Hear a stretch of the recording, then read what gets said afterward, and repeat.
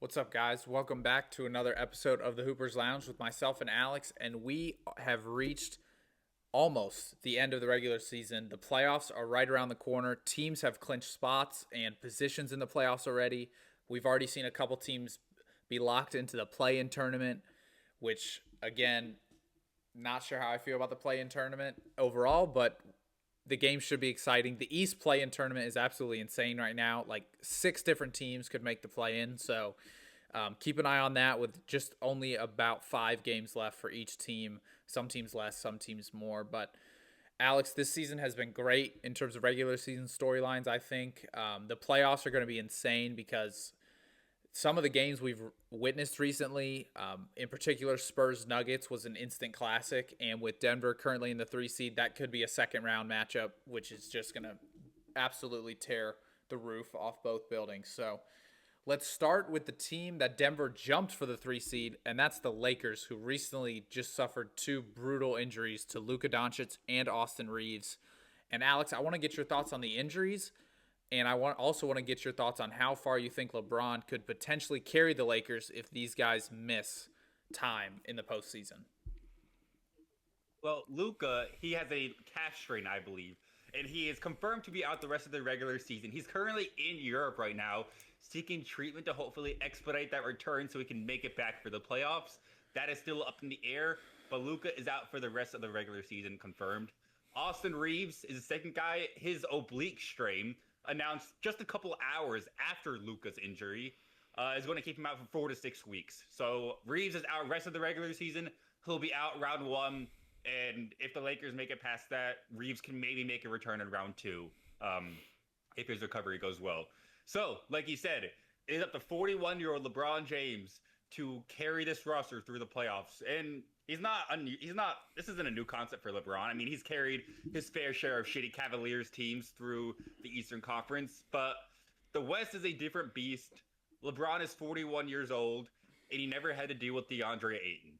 DeAndre Ayton is such a massive weakness in this Western Conference that is so loaded with star big men everywhere you look. Jokic, you have Wemby, you have Şengün. If you want to throw Chet Holmgren in there, you can, because as much as we shit on Chet Holmgren, he would cook DeAndre Ayton. Right? So that is a huge liability for the Lakers, who have zero star power in the conference that has the most big men star power. Um, I mean, we talked about it all year. This Lakers roster is shit. It's never been good. The only reason we talk about them as contenders is Luka Doncic in the month he was having in March. Luka just became the third player to score 600 points in a single month. The other two, Wilt and Michael Jordan. It's pretty damn good company if I say so myself. And that single month put him in MVP conversations. He is the one and only reason the Lakers are contenders. Without Luka, the Lakers are a first round sweep. Like it won't be close. I don't know who they'll be up against. Maybe LeBron will be good enough to win a game. But look at that. We're gonna have a starting lineup featuring Hachimura, DeAndre Ayton. I don't even know who they're. Maybe Bronny. Will Bronny be the starting lineup? I don't know. But they lost their two starting guards, so it could be. Like, we're laughing, but we could very well see Bronny starting in meaningful playoff game. Like, maybe LeBron will be good enough to take a game. It will not be a competitive It's series without Luka and without Austin Reeves.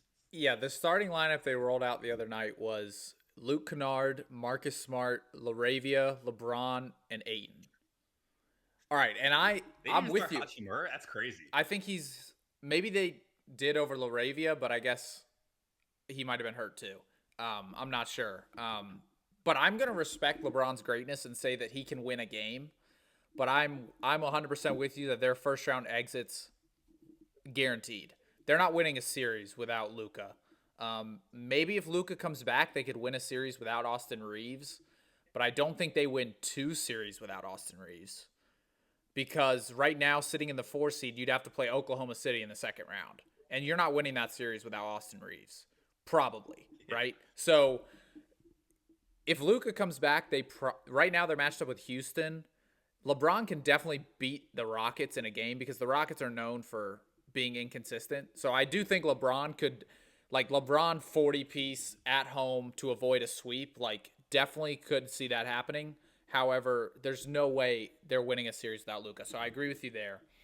Um, and it just sucks. Like, injuries suck, dude. There's been so many injuries this year to key players, and I mean, my guy Steph just came back from injury, and it doesn't even mean anything because the Warriors are locked into the play-in tournament.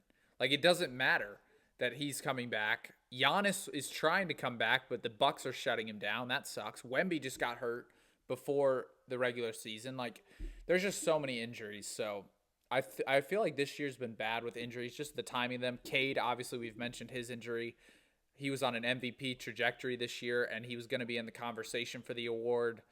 And then that just completely took a downhill turn with a lung contusion. Like, I've never even heard of a basketball player getting a lung contusion before. So, just injuries suck. And then that's all I have to say on that.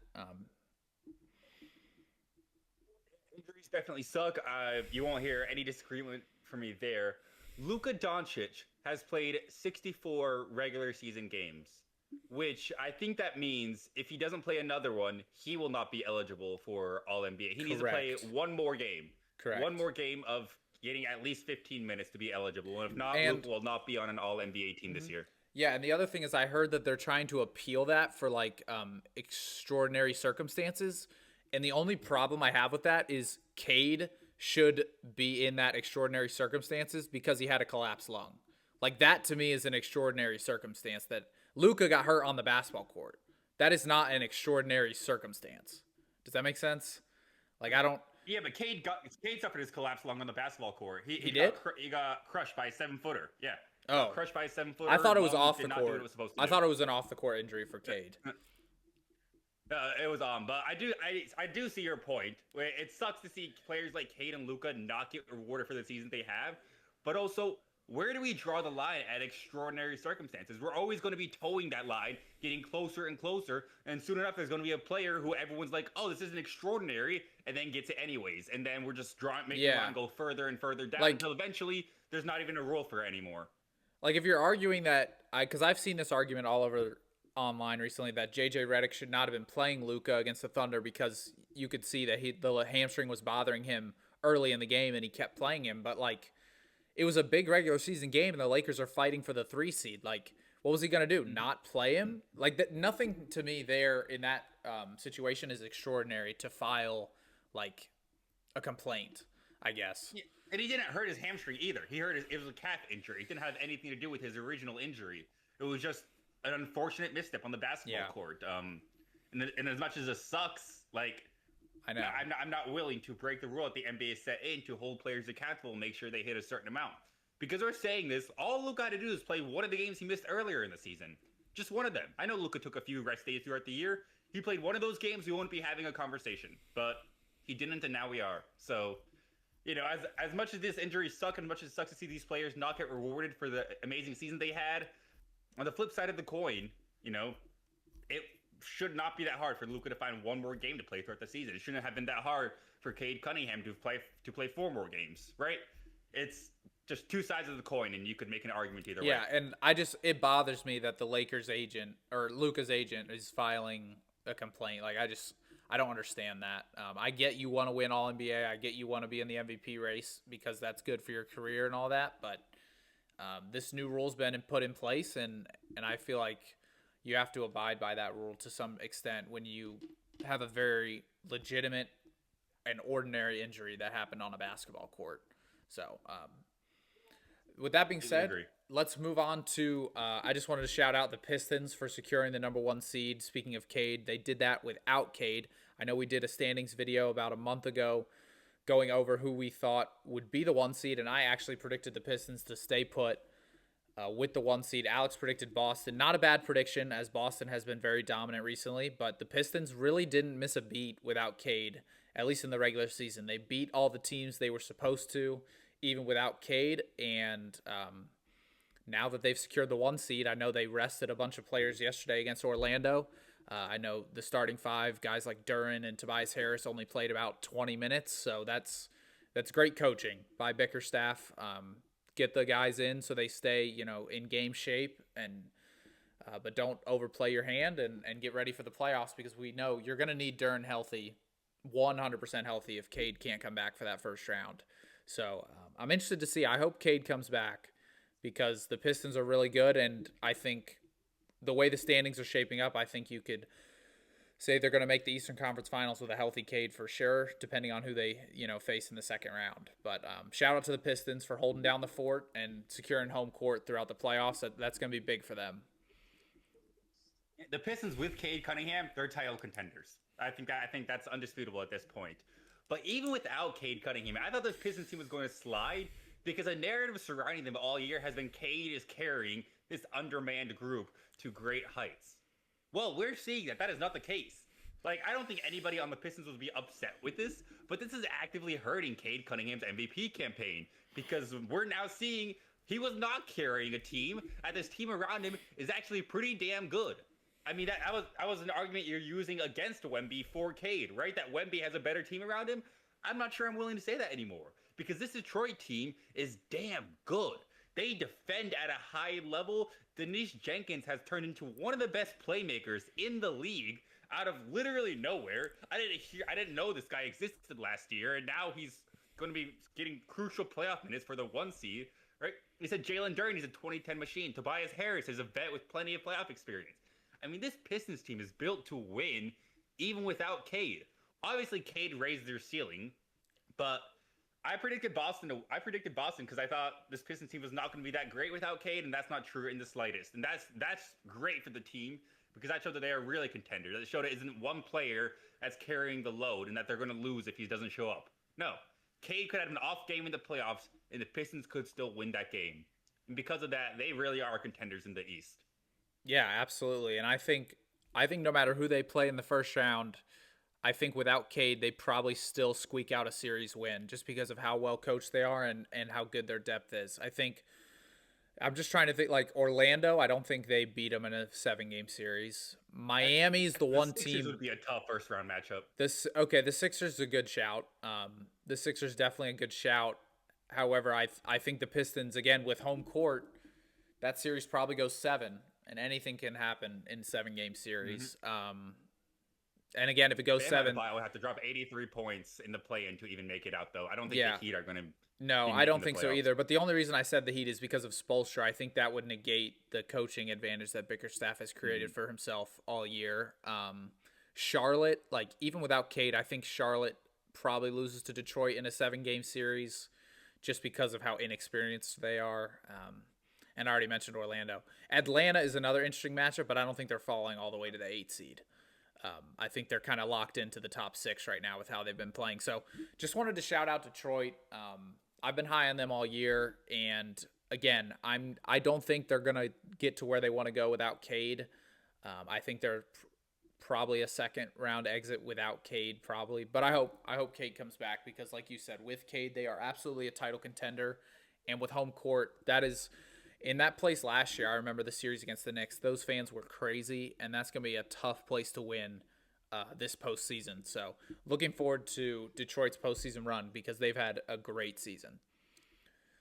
A couple quick notes before we move on, just about other teams. Charlotte, I almost see comparable as Detroit last year. A young up-and-coming team who got into the playoffs, and Detroit last year, they put up a fight against an Eastern Conference contender, the Knicks.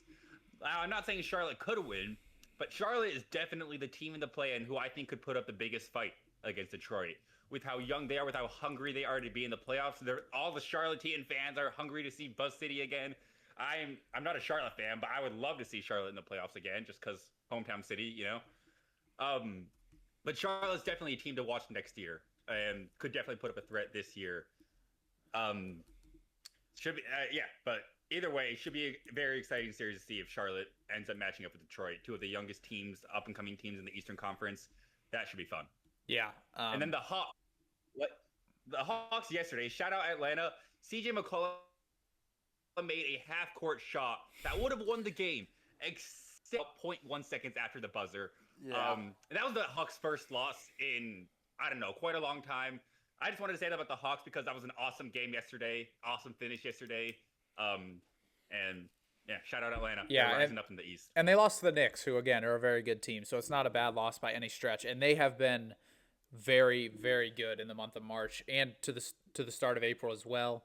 And speaking of a guy who's been red hot in April, let's talk about the rookie of the year real quick, Cooper Flag. And I know we just talked about the Hornets, and Colin Knippel's been awesome. He's been arguably the most consistent rookie all year. I think that's a fair case to make, but that does not make him the best rookie. That does not make him the rookie of the year, in my opinion. It should be Cooper Flag. And before we recorded this, we were talking about him, and I pulled up another stat that I want to share with you. There is one player in the league who leads his team in points, rebounds, assists, and steals, and that's Cooper Flag. Not As Kawhi. rookie, as a teenage rookie. Not Kawhi. Not Giannis. Not Wemby. Cooper Flag. That is absolutely insane. I know you're going to say, well, Dallas sucks. They don't have anybody else. This kid's only, how tall is he? Like 6'6", 6'7"? Like, he leads his team in rebounds, assists. I think he's 6'8" officially. 6'8" officially. For a guy that's never played point guard to lead your team in assists, are you kidding me? Steals, active defensively, and then points, obviously, he's an absolute bucket. Scoring 45 plus in 2 straight games. Okay. I'm pretty sure that was against 2 good teams, too. I do have to ask, though, where did you hear that Cooper Flag was leading his team in assists? He's second on his team. Ryan Nembhard has the team lead. This video was posted 5 days ago, so that could have changed in the last 5 days. But I'm just saying, fair. Is it total assists or assists per game too? Because that could be different. Because Flag's missed some games. Nembhard has 4.9. Flag has 4.6. Tough. Well, 5 days ago, I guess it changed, but that still doesn't change my opinion on him. Yeah, I mean, this is a rookie that we're talking about that is essentially carrying his team. Yeah, okay. An 18-year-old rookie who, in his last 2 games, put up 51 and 45 points. That 51 bomb is the first 50-point ever by a teenager in NBA history. Like you were saying, you were listing off a lot of names, a lot of all-time greats. LeBron didn't put up 50 as a teenager. Carmelo Anthony didn't put up 50 as a teenager. Wemby didn't. Zion didn't. All these great prospects never did until Cooper Flag. Genuinely unbelievable the carry job he is having to do as a rookie for this shitty Dallas team that Nico Harrison burned to the ground on his way out the door. Unbelievable stuff. And just a week ago, first of all, where I made my rookie grades about a week ago is when I first started working on them. And my grade for Cooper Flag was initially a lot lower because I didn't think he was going to win Rookie of the Year. Well, 2 games later, he shut me up real quick, and I had to go back and edit that all before the start of this video. I was like, oh, this is aged very poorly. An unbelievable 2-game stretch, but it's not just these 2 games that's going to win him. He's had another 40 bomb earlier in the year. He has a number of 30-point games. And you can just see the growth that he's made all year. The Cooper Flag that we're seeing now is a much better player than the Cooper Flag we saw at the beginning of the year. The growth he's made throughout the year has been extraordinary, and there's still a lot more room to grow. This kid is generational.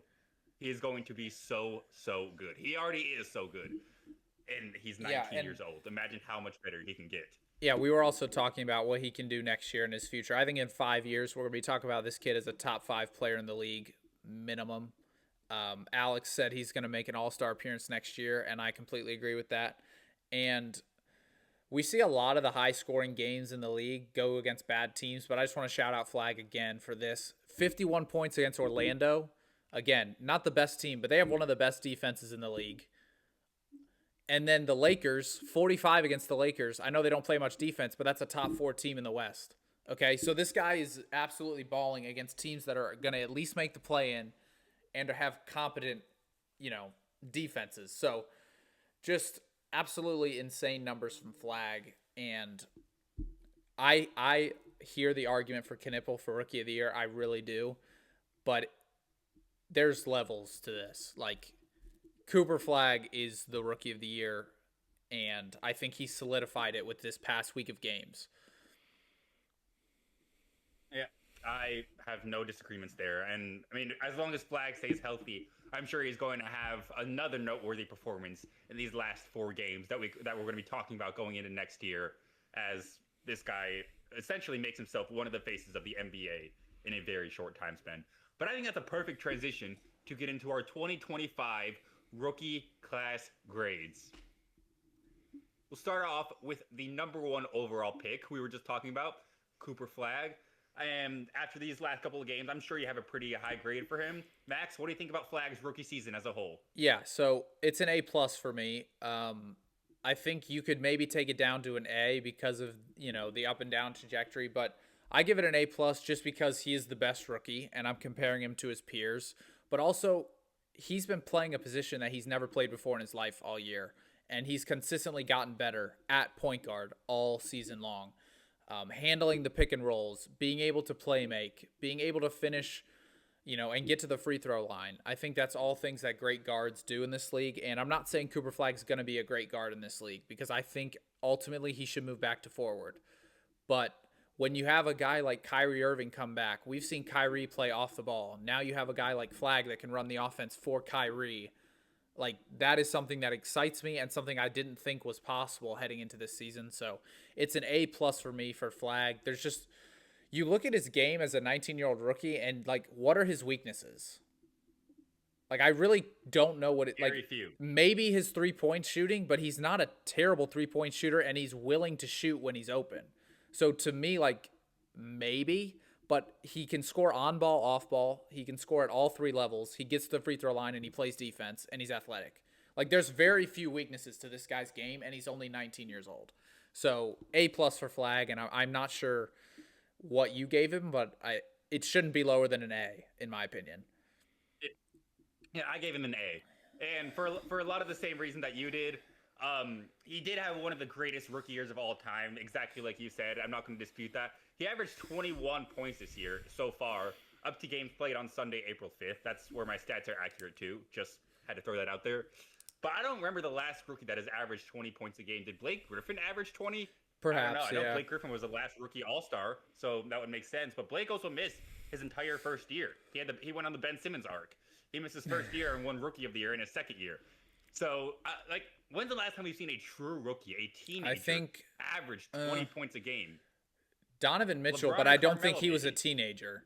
I think Donovan Mitchell might have averaged 20, but he wasn't a teenager.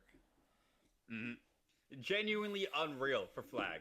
But here is why I did not give Flagg an A+. It's because of preseason expectations for the Dallas Mavericks. I know you, in particular, had Dallas making it as a playoff team. And I know, shit happened that was out of Flagg's control, right? Anthony Davis, his massive decline, I don't think was expected by really anybody. And his eventually being traded after less than 30 games in the Dallas Maverick uniform. But you expected this Dallas team to make the playoffs. I expected them to be a play-in contender. And they are closer towards the bottom of the Western Conference standings. Again, not completely on Flagg, but when you have a team with that kind of expectation, it's kind of underwhelming to see this team struggle to make 30 wins. A couple tidbits about Flagg's game that he needs to improve on. His handle, first and foremost, is a little bit loose. You will see him get cookies. He'll get the ball pickpocketed a lot in the games and leads to easy fast break transition for the other team. And like you said, he is a willing shooter, but he is on the year only shooting 29% from 3. Which, again, is a number that needs to improve. But the fact that he is this good, if we can still point out these areas that he needs to improve on, I mean, Flagg with a 3-point shot, Flagg with a tighter handle, this is a truly unguardable player. He's already putting up 50-point games with these 2 notable weaknesses in his game. So once he improves these parts of his game, it's scary hours for the rest of the league. Absolutely dominant rookie season, one of the greatest we have ever seen. There are places he can improve, and the team overall was disappointing, but I'm not putting any of that on Flagg. Nothing he showed me this year gave me any concern for his long-term future. He's going to be running the league very soon. Yeah, I'm with you there, and I get the team expectations. I do. I remember saying that, we thought Kyrie was going to come back halfway through the year. They shut him down early, which was the right decision. And then obviously we didn't expect them to trade Anthony Davis to the Wizards of all teams. Nobody saw that coming preseason. So yeah, I wouldn't put that on Flagg either. And again, like I said, nothing lower than an A, and I'm perfectly fine with that grade. Speaking of A ratings, I'm going to move to Dylan Harper, which I gave an A. I think he's been the 3rd best rookie this year behind Cooper and Kahn. Wow. The only reason I have him not at an A plus is similar to why you have Flag at an A and not an A plus, is just his role with the team. Flag has a much more substantial role for me, and Dylan Harper being the sixth man for the Spurs, which I want to talk about that too. The fact that Keldon Johnson is in the running for six man and not Dylan Harper is an absolute travesty. That's an absolute joke that Keldon Johnson is representing the Spurs for six man of the year and not Dylan Harper. Like, that's a joke. Um, Dylan Harper has been one of the best six man in the year, point blank period, and he's a rookie. So I'm giving him an A. I don't want to put him on Flag's level. However, the Spurs have had a great year, and I can understand why you would have a high grade for Harper. And him and VJ are very close because I didn't know who I thought was better. Early in the year, it was obviously VJ, but that's because the Spurs didn't need to play Harper. Now that Harper's getting more minutes and he's actually on the court, the way he impacts the game is insane. And like, VJ Edgecombe to me is going to be a great player. I don't know yet if he's a future All-Star. I watch Dylan Harper and I think to myself, that's an All-Star player. Like, that is an All-Star level player. And so that's why I have him a little bit over VJ, which I'll get to in a minute. But A grade for Harper. He's been great, and I think he's going to be one of the main reasons why the Spurs have a deep playoff run. Like, they're going to need Dylan Harper to dominate teams when he comes into the game, and I think he's very capable. Debatably, I do not think they're going to need Dylan Harper to dominate when they have De'Aaron Fox and Stephon Castle who can dominate. I think that anything Dylan Harper adds will be a nice cherry on top, but it's not needed for the Spurs to win. I have a much lower grade for Dylan Harper. I think we went about maybe our ranking criteria a bit differently. I have Dylan Harper at a B. And let me just say, there's nothing I'm concerned about with Dylan Harper's long-term future. There's no red flags or any concern. But if we're grading rookie seasons, he truthfully did not have the greatest rookie season. I mean, you look at the other picks, the other top four picks are all starters. Dylan Harper only had made 2 starts this year, and he only averages 22 minutes a game. Yes, the Spurs have 2 great guards, and Dylan Harper is probably going to be coming off the bench for the next 2 to 3 years of his career. Not exactly his fault, but I also can't credit him for that when we have the other rookies who are actively starting and making contributions. Some of them are starters on playoff teams at that. So I had to knock Dylan Harper for not starting on the Spurs, for not making as big of an impact on his rookie year as the other guys did. He's averaging 11.5 points per game. He's averaging 3 rebounds, 4 assists. He's shooting 50% from the field. I mean, his numbers look good. He's an efficient scorer. It's just his role is not big enough to secure a higher grade. His role compared to other rookies on this list is a lot smaller. And like, you talk about Cooper Flag. The Mavericks will win or lose with Cooper Flag. The Hornets will win or lose with Con Knipple most of the time. The Spurs are not going to win or lose because of Dylan Harper. It's the levels those players have, the impact those players have on their teams is very different, and that's why he ended up with a B grade. But like you said, Dylan Harper, I think, will be an all-star player by his prime at the very least. He is 6'5". He has an incredible handle for someone his size. He's a great finisher around the rim. I mean, people are comparing him in college to Kyrie, and this guy's 6'5". So imagine 6'5" Kyrie finishing around the rim. That's difficult for anybody to stop. Like you said, I don't have any concerns about Harper. His role was just not big enough to get a higher grade. Yeah, I get that. I understand that. And that was why I didn't have him at the A+ level that I have a couple of these guys at. The one thing I kind of disagree with is you could take any of the Spurs guards off and say they would win or lose without them. Like, if they didn't have Fox, they'd still be winning. If they didn't have Castle, they'd still be winning. So saying that about Harper, I feel like just equates them to that level in the same space, in my opinion. They had Castle last year and they weren't winning, right? But they didn't have Fox or Harper because they thought they could win. And Wembanyama was hurt, so like, not really. It's this year's team is so much different. They didn't have Cornette last year to back up Wembanyama. Like, last year and then this year to me are 2 totally different scenarios, and I honestly disagree about your fact too that you think Harper won't be starting for another 2 to 3 years. I think next year will probably be the last year he comes off the bench.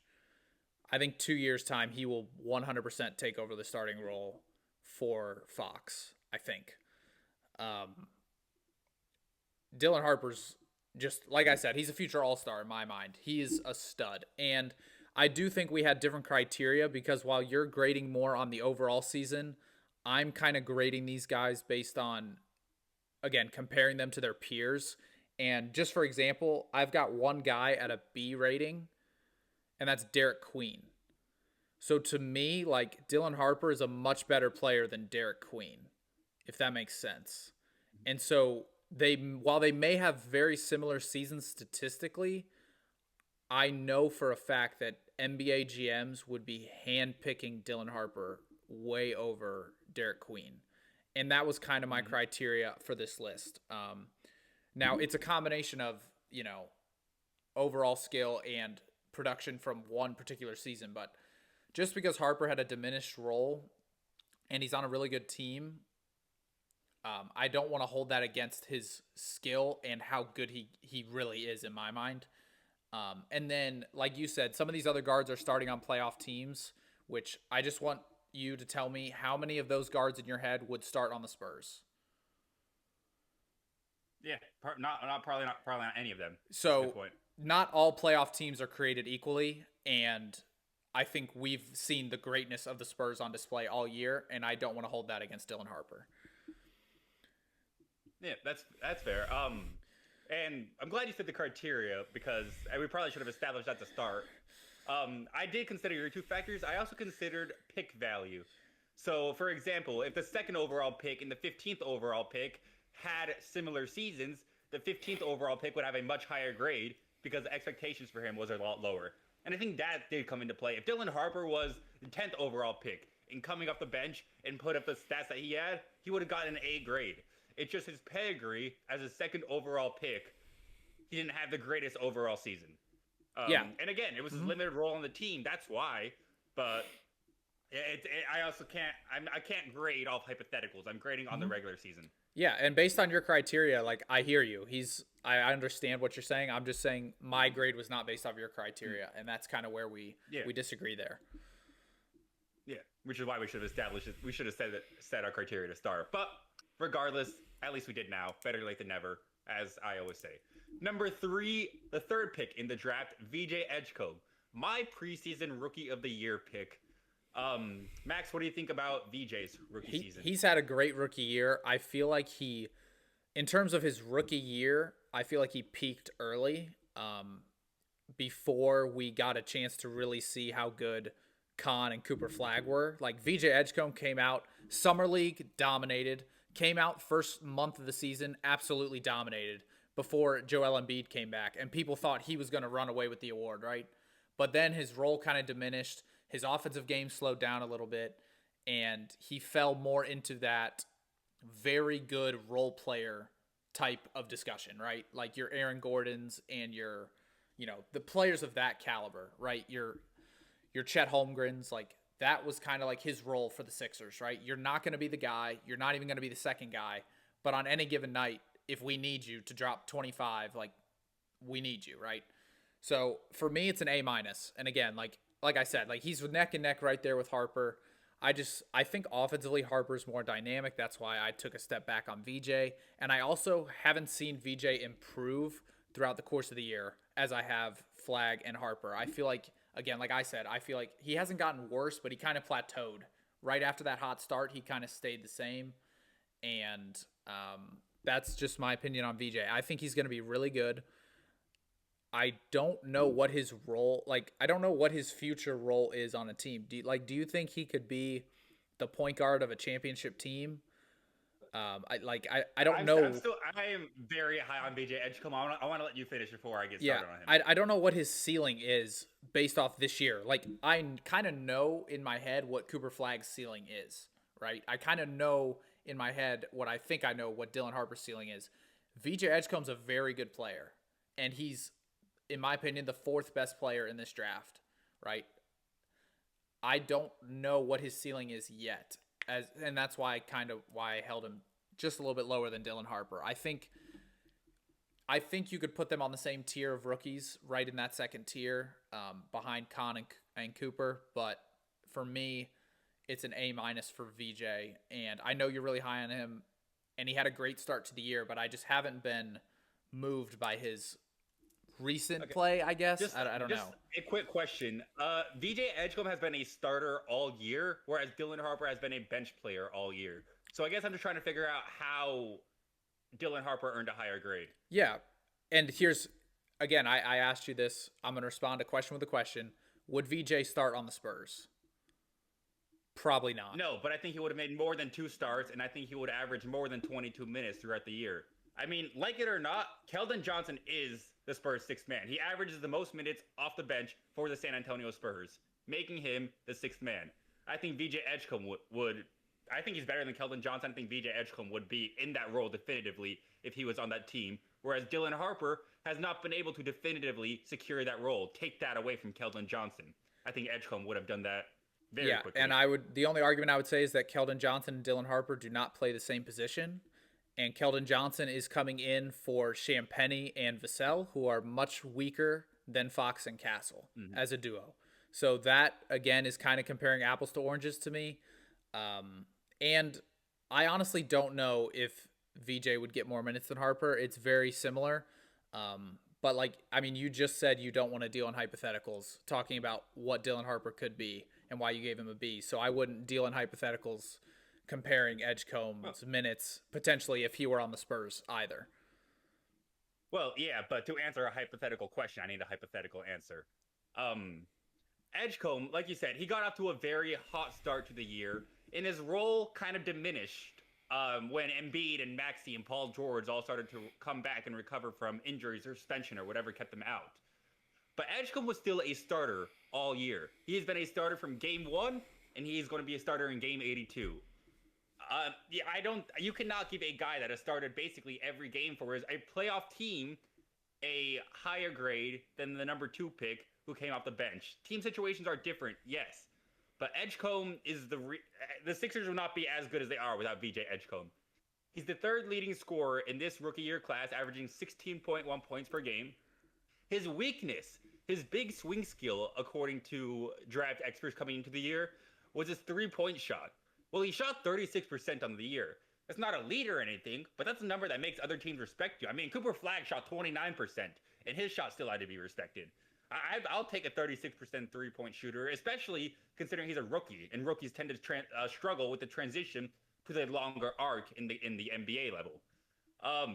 Edgecombe never had that struggle. He was an elite shooter, and the one thing that isn't questionable about Edgecombe, he is an absolutely dynamic athlete. And we have seen the athleticism turn into highlight-level plays on both sides of the ball. Multiple, numerous, nasty posters and nasty blocks on the offensive and defensive sides. And his scoring ceiling is still very high. Edgecombe finished with 3 30-point games on the year. Dylan Harper's career high is 24. So I think Edgecombe has a lot higher scoring potential. And you were asking what Edgecombe's ceiling is? Again, I have been high on Edgecombe, so maybe I'm biased. How about prime Russell Westbrook? How about that? How about that as a ceiling? I think his athleticism is comparable to the level of Russ. I think his defense is comparable to the level of prime Russ. And he doesn't necessarily need an elite shot to turn into the level of prime Russ. I mean, look at Russell Westbrook's rookie year. He wasn't anything special his rookie year. I mean, it was Kevin Durant's team. And then he realized how to use that athleticism to develop into a star in the league. I think as Edgecombe's role grows, and as other players on the Sixers, Embiid and George specifically, get older, I think Edgecombe is going to turn into a full-blown superstar. I gave him an A on the year. Okay, so I understand your criteria up until you compared him to Westbrook. I just have a couple questions. You think his ceiling is to average a triple-double for a full season? You think he's capable of doing that? Because that's prime Westbrook. That's prime Westbrook. He's averaging a triple-double. Okay. That's 16.1 points per game, 5.5 rebounds, 4.1 assists. That is an all-around threat. That is more rebounds, more assists per game than Dylan Harper. That is more rebounds, more assists per game than Con Knipple. More rebounds, more assists per game than Ace Bailey, Trey Johnson, Jeremiah Fears. I'm going down the list. It's more than everybody. So that is an all-around game. That is a versatile game. And just for argument's sake, I do want to look at Westbrook's actual rookie season stats. Okay, just so to see. So your answer to that question would be yes. You think his ceiling is to average a triple-double for a full season. Okay, next question. Do you think his ceiling is an MVP of the league? Because Westbrook also has an MVP. See, yes, but he has to beat out Cooper Flag for that. That's going to be tough. Well, he has to beat out. He has to beat out Flag, Luka, Tatum, Ant, Cade, Wemby. Yeah. I mean, you think he's on that level? That's his ceiling. Nobody was saying Russell Westbrook was on that level after his rookie of the year. I mean, let's look at this. 15.3 points per game, 4.9 rebounds, 5.3 assists. Yeah, that is incredibly comparable to VJ Edgecombe. The numbers are nearly identical now that I'm looking at it. This comparison is even better than I thought it was. And you want to look at his three-point percentage. Russ only shot 27% from three his rookie year. Edgecombe shot 35. There is a future where VJ Edgecombe could turn into a Russ with a jump shot. I mean, how does that sound? Yes, I would very much put a type of player like that into MVP conversation. Yeah, I would too. However, I think that's a very steep hill for VJ to climb, and I don't have the confidence in him that you do. So I just wanted to guarantee what you said, and you could back it up. Based on rookie stats, I'm with you.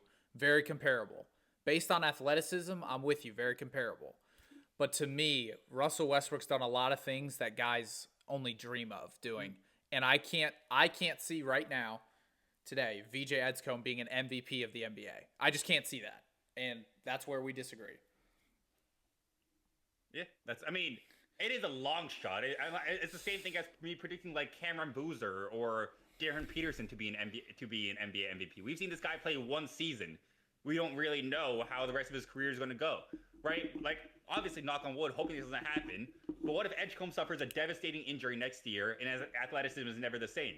Then yeah, his MVP candidacy is probably down the drain. He'll never be the same quality of player, right? So there's a lot of things that could go wrong along the way to derail it. And hell, he has to be on a good team. He could be the best player in the league, but if the Sixers suck, he's not winning no MVP. So there are a lot of things to consider. And it's a hot take to say any rookie is going to win MVP.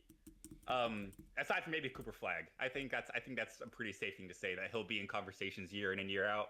I think Edgecombe is on that tier. I think those are the only two players in this draft who will be in those MVP conversations at any point in their careers. And I will, at this point in time, reserve that tier for Cooper Flag only. That's kind of where we disagree on that. Moving on to Cooper Flag's college teammate, Con Knipple, who was picked fourth.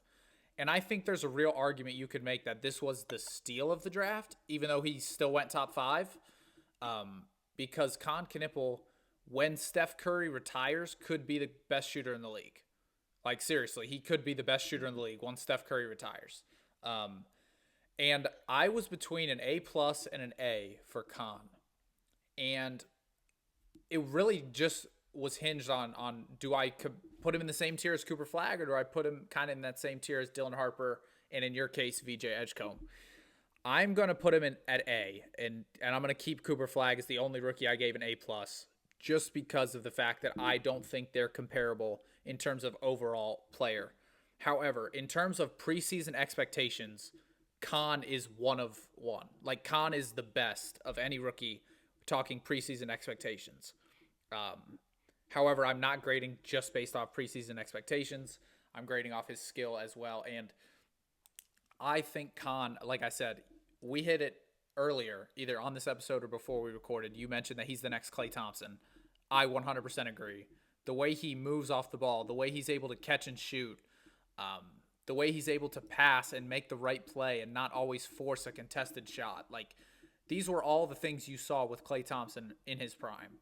And Con Knipple is a perfect player comparison for what I've seen from Con Knipple. And Klay Thompson was an A-level player in the NBA. He was an all-star. He was a great defender.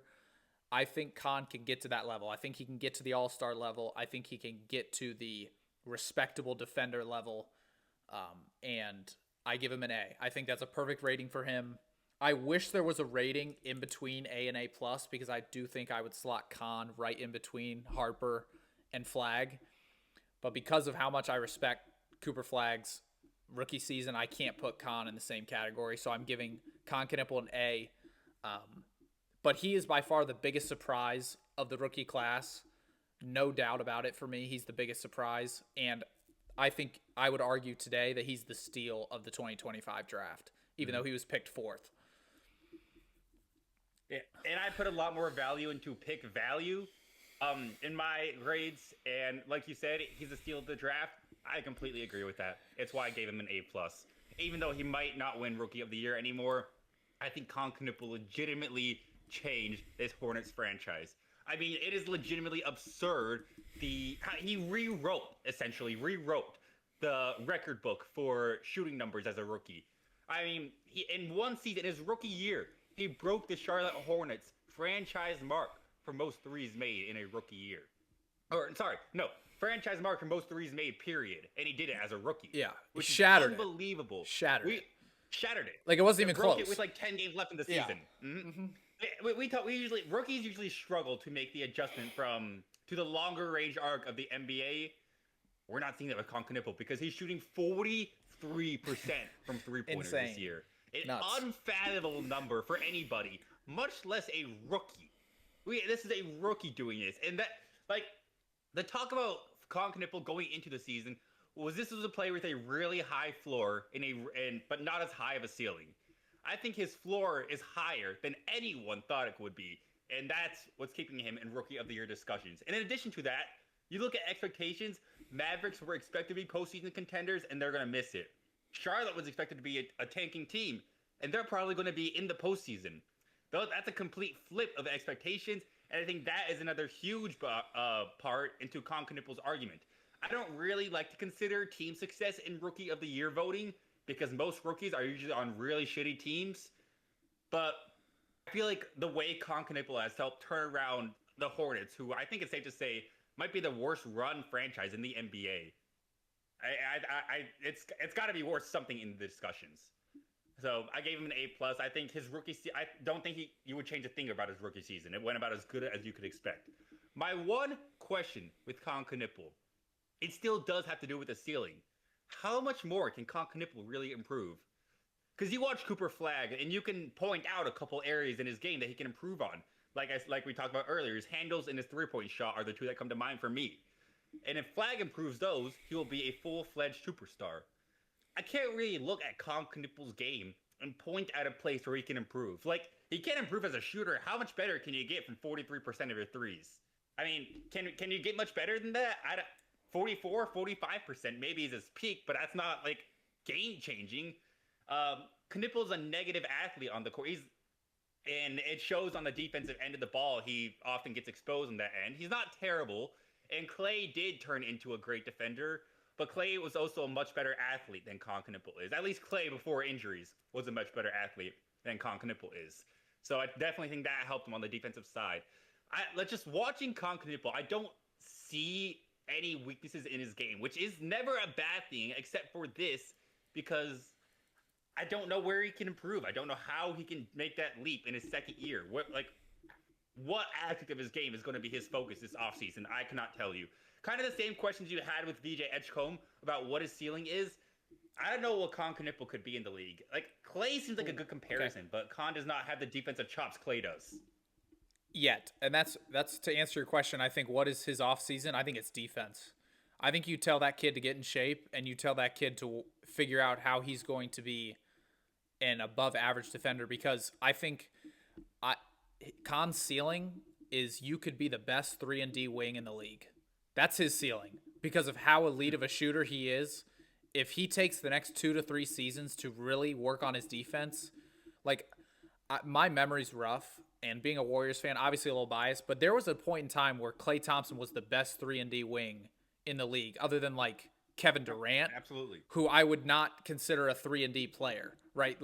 So I think Kon Knueppel's ceiling is, because 3-and-D is a literal term that holds significant value in the NBA in the year 2026. Like, every team needs a 3-and-D.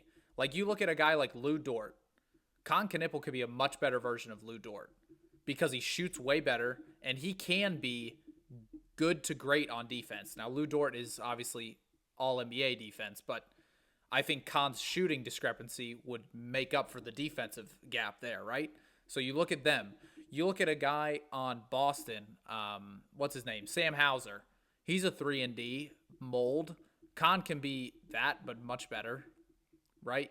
You look at Detroit, a guy like Duncan Robinson, like Con could be better than Duncan Robinson if he improves his defense. So I that's kind of where I see him going. Like because of how good his rookie season is, I think he's already better than those guys I named. And his defense has yet to take a step up. So offensively, I'm with you. I'm not sure what more he can improve on. Maybe his handle, but because he's so good off the ball, why would you put the ball in his hands anyway? Right? Like that doesn't make any sense. He's not the greatest athlete, so finishing around the rim is never probably going to be his strength. I would tell that kid to do whatever you need to do to get in shape and to work on your athleticism as much as you can, because that will help you on both ends of the court and that will make you one of the most valuable players in the league. That to me is his ceiling, and I think we could, again, we're witnessing the next Klay Thompson. And Klay Thompson for a year or two was the best 3 and D in the league. So I think that's what Con can be. Yeah, I see that. That makes sense to me. What isn't for debate is this is one of the greatest shooting rookie season that we have ever seen, if not the single greatest rookie shooting season we've ever seen. So moving on to the number 5 pick, we have Ace Bailey, who was in the headlines for all the wrong reasons going into the draft, with that whole drama dealing with his agent, and he was kind of quiet throughout the year. You didn't hear his name a lot. I mean, a couple of times towards the end of the year, but not as much in comparison to the first 4 guys. So Max, what do you think of Ace Bailey's rookie season? Yeah, so I've got him at a B-. I really didn't see Keontae George taking a leap that he did, which I think hurt Ace Bailey's development a little bit. And obviously Markkanen and Jaren Jackson Jr. are going to take up shots in that front court. So Ace Bailey, to me, got off to a rough start with the whole agent thing, like you said. I have him at a B-, and I'm also just going to lump, for time's sake here, Trey Johnson right below him at a B-. I see both of these players having a similar season. However, Ace Bailey recently has been turning up, and I think he has a lot higher of a ceiling than Trey Johnson. But just with Johnson on the Wizards and Bailey on the Jazz, like I don't see them elevating either of these teams anytime soon. And to me, these were very comparable seasons. Obviously, Ace Bailey's had a couple good games here at the end, but I think Ace Bailey will be fine. Like I'm not worried about him. He's going to be a bona fide scorer. But if I'm a championship contender, I'd much rather have a VJ Edgecombe or a Con Knipple than a bona fide 30-point per game scorer like Ace Bailey. Right? Mm-hmm. Like I would much rather have a guy like that than a guy like Ace Bailey, who to me is going to be a great scorer for his whole career, but how much does he impact winning? I'm not sure. So that to me is kind of the downfall to his game right now. I'm not saying he can't develop into a winner, but I think with what you saw in the draft, you obviously could see where his priorities were. It was about him and his success. Whereas you look at some of these other guys, they prioritize winning, and I don't know if Ace Bailey does that, which to me would scare me as a GM. So B- for Ace and Trey Johnson right below him at 6. I think both those guys are great players. They're going to be, good scorers in the league that you're going to have to worry about, but I don't know if either one of them will make an all-star game. I don't know. And I think that was kind of Ace Bailey's trajectory, like was future all-star, and I don't know if he's on that right now. We have pretty similar takes for these two players. I do think Ace Bailey can make an all-star game because it's very rare that you see 6'10" guys that can handle the rock come into the league, right? They don't grow on trees. That's a very rare build. And as much as the off-court drama that Bailey was in the draft, as much as he struggled to start the year, like you said, he hasn't turning it on lately, and especially his efficiency in getting his shots up. Ace Bailey has had 3 30-point games this year. All 3 of them came in the month of March. So this is a player that is, starting to figure out how to get buckets in the league.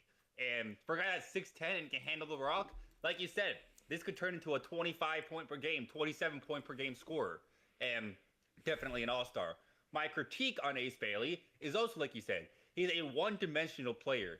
He doesn't really do much on the court other than get buckets. He's not a playmaker. He's not an elite defender. He's not necessarily an elite shooter, right? He's not going to be stretching the court when he doesn't have the ball. He's just a player who you put the ball in his hands and tell him to go get a bucket, and more times than not, he probably will be able to. That's an all-star level player. That's not an all-NBA or MVP level player, and that's not a number one on a championship team. So like you said, the ceiling maybe isn't as high as we thought it could be for Ace Bailey coming into the year, but he showed me this year he's still going to be a bucket at the very worst in the league, and that'll be good enough to get him to keep him on the Jazz roster. And not just that, look at this Jazz roster for a second. Keontae George, Ace Bailey, Jaren Jackson, Lauri Markkanen, and a probable top 5 pick. The Jazz are a team to watch out for next year. They could be a team that makes a huge jump up the standings, because that is a completed starting 5 if they end up with a high draft pick. Yeah, I agree. So what is your grade for him? You had never actually said what you graded him. Oh, sorry. I gave Ace Bailey a B. You gave him a B minus. I gave him a B. Those 3 30-point games in March, I think, really helped his case. Showed that he has an all-star level ceiling, unlike Trey Johnson, who you gave your grade for Trey Johnson a B minus. I gave him a C plus, because maybe this is my own personal expectations, but I thought Trey Johnson coming into the year was going to be a dark horse rookie of the year pick. I thought Trey Johnson on a tanking Wizards team could put up the empty stats needed to win rookie of the year, right? It would not have surprised to see Trey Johnson put up 18, 19 points a game on a shitty Wizards team. And right, most years that would be good enough to win rookie of the year. Not this year with the way Flag and Knipple are playing, but there are a lot of years where we're averaging 19 points a game as a rookie. That's more than good enough to win rookie of the year. But Trey Johnson did not do that. No, he was not even close to that. He was an incredibly inefficient scorer. He only made 42% of his shots on the year, averaging 12.2 points, 2.8 rebounds, 2 assists. I will say, he's one of the stronger shooters in the class. I mean, aside from Con Knipple, I think I'm willing to say this guy is the second best shooter in this draft class. He's shooting 36% from threes on the year on a high amount of volume too, because pretty much all he does is chuck up threes. But similar to Ace Bailey, he doesn't do anything other than score. That's all he did. And Ace Bailey, towards the end of the year, started to score the ball a lot more efficiently than Trey Johnson did. And even on this shitty-ass Wizards team, he couldn't break into the starting lineup. He got 42 starts on the year. He only averages 24 minutes a game. He's only played 3 games above 32 minutes. It's just he's a one-dimensional player. He's a bucket. And I don't think he's as good of a bucket as Ace Bailey. So because of that, I gave him a C+. Yeah, I absolutely hear that. And to be honest, you swayed me. I would say Ace Bailey is on a different tier than Trey Johnson.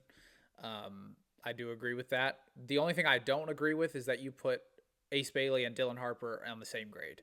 That to me is absolutely blasphemy. And as someone who has loved the Spurs all year, I can't believe you're holding the Spurs' greatness against Dylan Harper's greatness. It's crazy. Well, no, it's also just it's also expectation, right? I mean, Dylan Harper was I also took in draft value. Dylan Harper was a number 2 overall pick. You expect a number 2 overall pick to be a starter. Unfortunately, yes, I know the Spurs are. But no, when the Spurs were the ones that drafted him, no one expected him to start over Fox and Castle, though. So the expectations, like for most number 2 picks, yes, but Dylan Harper is not like most number 2 picks because he went to what we now know is a championship contending team. That's totally different. Okay. I saw Ace Bailey score 3 30-point games this year.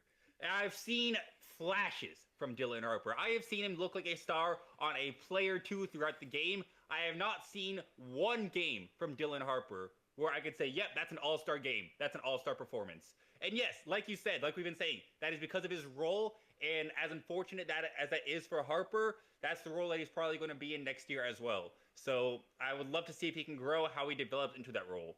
But Ace Bailey was a starter who had 3 30-point games. I could point to each of those 30-point games and be like, that is why he's going to be a future all-star. There is not a game from Dylan Harper that you can point to and say, yeah, future All-Star. It is simply because of his tools and potential. And I agree with you that Dylan Harper could very well be the second best player from this class. He does have that kind of tools and potential. We're just creating the rookie year, and we did not see that from him in the rookie year. Okay, I hear you. I'm really excited now to see how Dylan Harper plays in the playoffs. I'm really excited to see how that, because if he comes out here and absolutely turns up in the playoffs, I'm gonna be so happy. And it's so crazy coming from you. You've been higher on the Spurs than me all year. That is a fact. And now I'm finally higher on the Spurs than you somehow. I don't know how we got here. It's not that I'm low on Dylan Harper. I'm not saying Dylan Harper is a B-level player. He just had a B-level rookie season. It's not the end of the world, right? We see all-stars all the time who, hell, they didn't play their rookie year, or they got scrap minutes off the bench. Look at Giannis's rookie year. I mean, he was no superstar as rookie. He was a starter, yeah, but he was no superstar. I think if you were to grade Giannis's rookie year, you would probably give him a B-, a C+. He didn't look like anything special. It's not the end of the world for Dylan Harper because I gave him a B grade. He had a B-level rookie season. He's not a B-level player, if that makes sense. Yeah, I understand that. And I would just say that he did not have a B-level rookie season because he did what the team asked him to do. And in contrary to Ace Bailey, he does more than just score. Like, he's a much more polished player than Ace Bailey on both ends of the court. And he impacts winning more than Ace Bailey. So, yes, I get what you're saying, that you don't think you're not low on Dylan Harper. I get that. But I think that you're just, I don't know, your criteria for Dylan Harper, I feel like, should not be the same for everyone else because of the situation he's in. That's all I'm saying. That makes sense. I hear that argument. When I made this list, I just graded them all the same. I also do think we need to pump the brakes on calling Dylan Harper a plus defender because Ace Bailey does have better defensive stats and better defensive numbers on the year when he's on the court than Dylan Harper, which is kind of insane to think about when Dylan Harper, he's not always playing with Wemby. Most of the time he's playing with Luke Cornett, but he has the most impactful defender, arguably of all time, on his team. And yet your defensive plus-minus, your defensive rating is worse than Ace Bailey, who was no strong defender on his own right. Definitely something to keep an eye on. I don't want to call Dylan Harper a two-way player just yet. And I think that is going to be exposed in the playoffs a little bit more than it will for guys like Fox and Castle. Yeah, well, that's definitely true. Definitely true. Well, yeah, but when you have those two guys on your team in the playoffs, you're going to play them as much as you can. Like Dylan Harper, he's only averaging 24 minutes a game this year? 22 minutes a game. Sorry, 22 minutes a game this year. That number is going to be even less in the playoffs. So the opportunities he's going to have to show out and show what he has, I think, are going to be even smaller in the playoffs. He's going to have even less of an opportunity. Again, not his fault, because this is a team with two elite guards. But when you're comparing to the other rookies, this is just a B-level rookie season. I mean, all right. No, I hear you. This is an argument where I think both of us are making great points, and I'm not really disagreeing with you 100%. So I'm just really excited to see how he plays in the playoffs, because if he comes out here and drops what if his first 30-point piece is just to seal a first round win in game 5 or something? He just drops 30 on whoever the Suns. He drops game 4 against the Suns, he just goes and drops 32 on them and sends them home. Who knows how he's going to play? I don't know. But, okay. Let's move on to the rest, because I think the rest of this first round is not as impactful as the top 5 and 6 guys. So I kind of want to lump these all together. Fears, Demon, Murray Boyles, and Maluach, I all had at a C to C- range. And I didn't really watch a lot of these guys play this year. I know Murray Boyles actually has a pretty substantial role with the Raptors. I'm pretty sure he's the backup 5 to Pirtle. So, he actually has a role. But Fears, Demon, and Maluach, I think they have Mark Williams, so he's whatever. Fears and Demon are point guards on terrible teams, and I have not been paying attention to those teams whatsoever. So the only two guys I really wanted to touch on from the rest of this draft class were Cedric Coward and Derek Queen. Those two guys exceeded my expectations. I have Cedric Coward at a B, as well as Derek Queen at a B. I thought these guys were really good. Cedric Coward, to me, at the beginning part of the season, when Memphis was healthy with Jaren Jackson Jr., and they were actually competing for something. I thought he was very impactful. And Derek Queen is kind of like a baby Şengün Jokic build, which excites me because if you could develop other aspects of his game, Derek Queen's offensive abilities are very unique, and that excites me as well. So, is there anyone else you wanted to talk on this list? Because I thought the rest of the first round was kind of irrelevant compared to the top half. Yeah. Coward definitely a standout. I actually gave Coward an A, but I also took where they were drafted a lot more into consideration than you did. And I think getting a starter level player with someone that can grow into an all-star like Cedric Coward, I think he's the last guy who I'm willing to give. He could become an all-star. He's that good. To get that at the 11th pick, I think is great value. That's why I gave it an A. Just to start up with number 7 and run them through, Jeremiah Fears, I didn't see much of. I gave him a B on his season, but from what I've seen, Fears plays with an edge to him. He has a little bit of Dylan Brooks, a little bit of Patrick Beverley to his game, and that he's going to talk his shit. He's going to get underneath the other team's skin, and he's going to try and get in their heads, and that's entertaining to watch because of that. And his efficiency, his scoring efficiency, has also increased a lot since the return of DeJounte Murray, now that he's not being guarded by the other team's best backcourt defender game in and game out. But Fears has a weakness, and it's a big one. He's a tiny guard. He weighs less than 200 pounds. And because of that, he was the worst defender in the league this year, by far.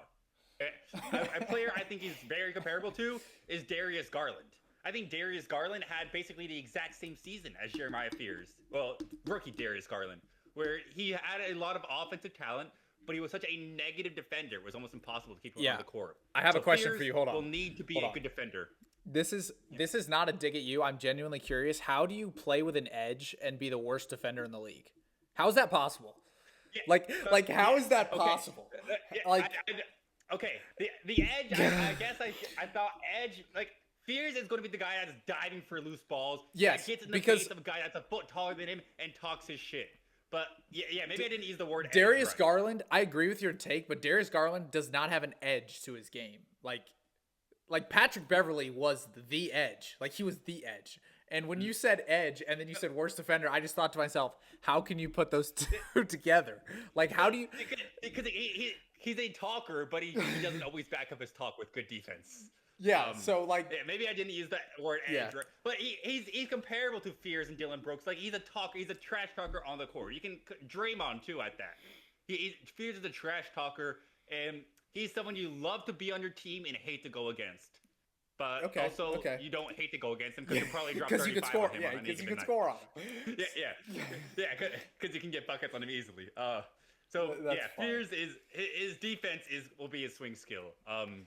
He can be a really good player if he improves in that department. Yeah. Diego Denim, I was also really high on him coming into this draft.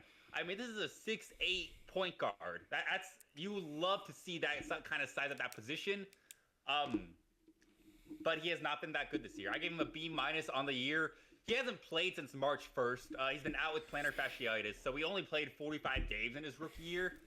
But he did not look like a really good scorer. He made less than 40% of his shots overall from the field. He was a good 3-point scorer, and that's about the only note to his game. He's a great shooter. Also, fun fact, I remember the first 4 games of Yegor Denim's NBA career, he exclusively shot 3-pointers. He didn't shoot a single 2 the first 4 games.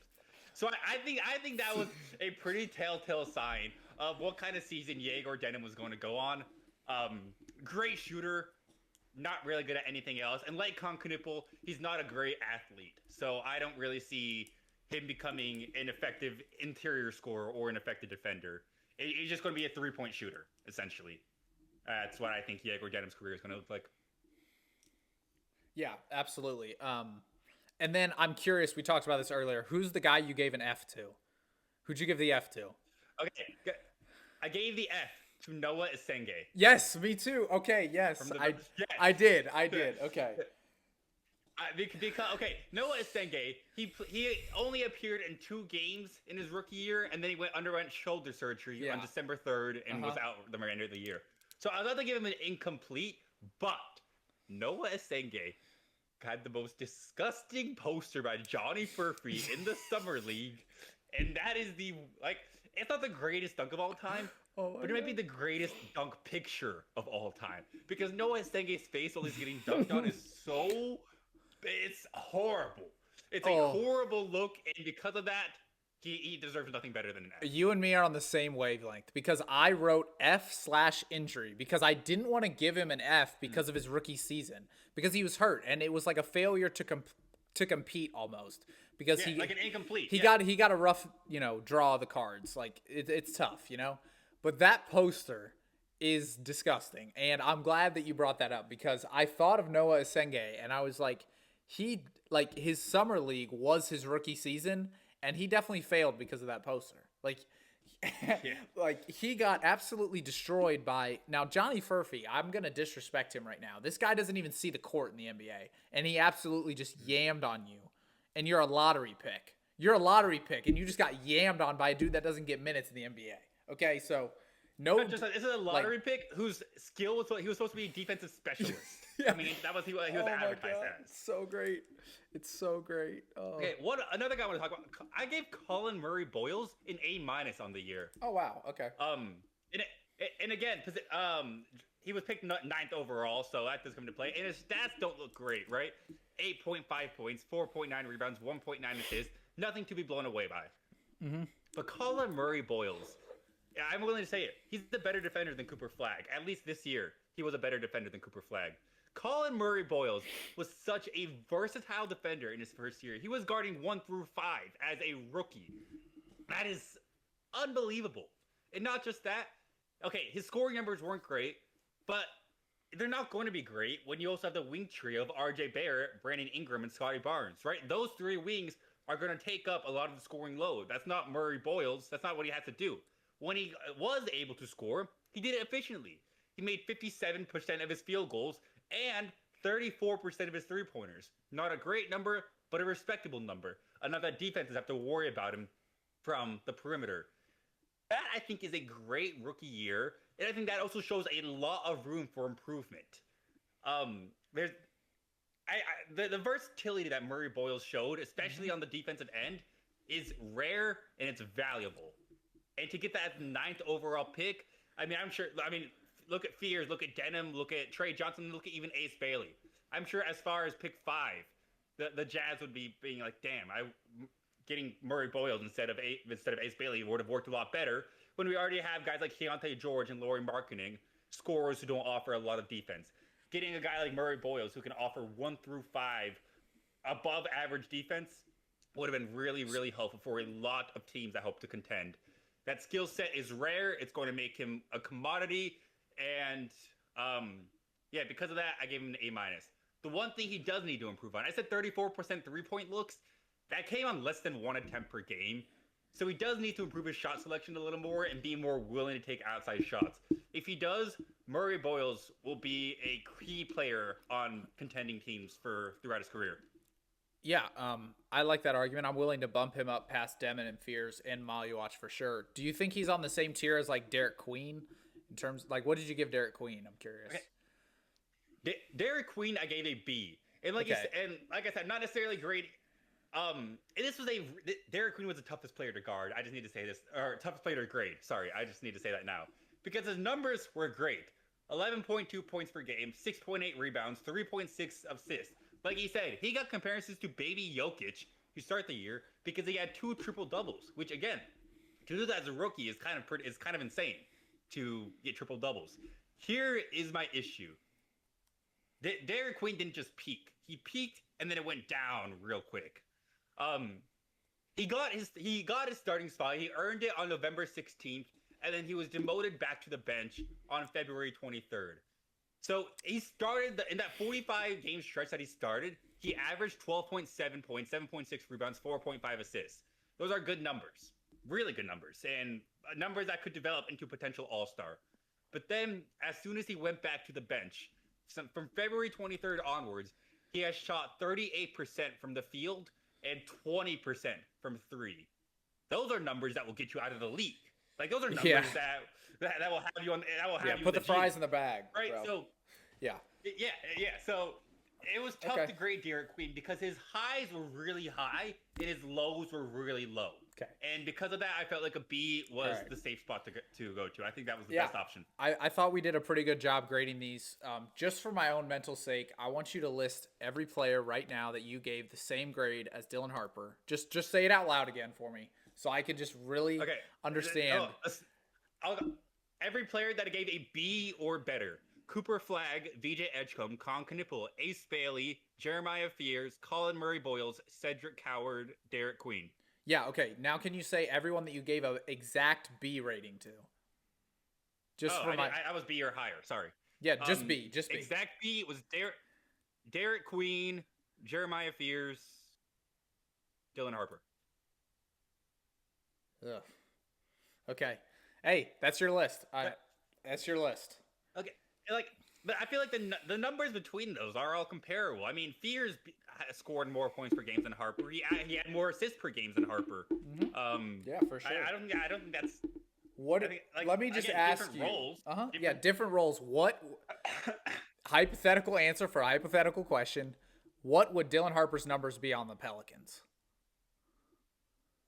Probably pretty disgusting. Yeah. 17, 5 and 4. Yeah. 17, 5 and 5. I think that's pretty safe. Probably better than Derek Queen and Fears, but that's okay. Again, Yeah, I was just curious because okay. I'm very high on Here's what Dylan I think. Harper, and you compared him to two guys that didn't have the best rookie years. That's all. Here's what I want to. Can you tell me your All NBA rookie first team? Yeah, I have. Yeah, you can make it from these 14 players. I'm assuming you can pick 5 yeah, from these 14. Yeah, it's gonna. Position doesn't matter for these teams, right? Mm-hmm. That's correct. Correct. It's best 5. Yeah, Flag, VJ, Con, locks for me. Yes, those 3 are undisputable. I'm willing to say Cedric Coward, lock. Like, would you be willing to say that lock for the first team? I'm trying to think if there's anybody after the top 14 picks that would be in this, but I can't think of anybody. I don't think so. Yeah, Not okay. on first team, at least. Maybe you can make an argument for a few for Yeah. second team. Definitely not first. For me, okay, then I would go Dylan Harper, and I would agree with you, Cedric Coward. And I think you could make the argument for Murray Boyles over Coward, but I'm not going to make that argument, but I think you could. But I'm going to go with Coward. Yeah, I think Coward's a lock. I think that 5th spot is a debate between Harper, Jeremiah Fears, and Derek Queen. One of those 3, I think, is going to get the 5th spot. And I think it should be Harper, in my opinion. But again, if we're getting it based off numbers, Harper had the worst numbers at the 3. Yeah, I think. Honestly, I think it would be a bigger snub if Harper. It'd be a bigger snub if Harper didn't make all rookie team, as if Cooper Flagg didn't win rookie of the year. Like if Con won rookie of the year from Flagg, I think that'd be more justified than leaving Dylan Harper off the all rookie team. Wow. Like that. Okay, wait. Just like all rookie team or all rookie first team? First team. Sorry, first team. First team. First team. That's a hot. I don't know if I agree with that. That's just.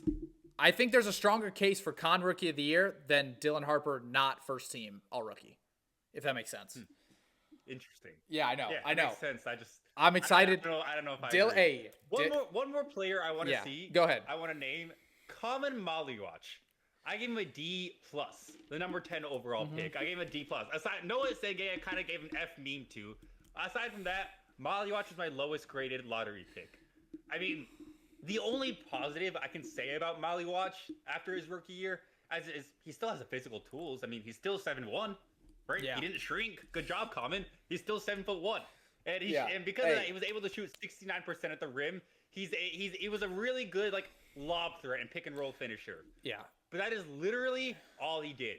He's a terrible rebounder, which is 7'1". How are you a terrible rebounder? I don't know. Mollywatch found a way. He's a terrible shot blocker. He averaged less than a block a game at 7'1".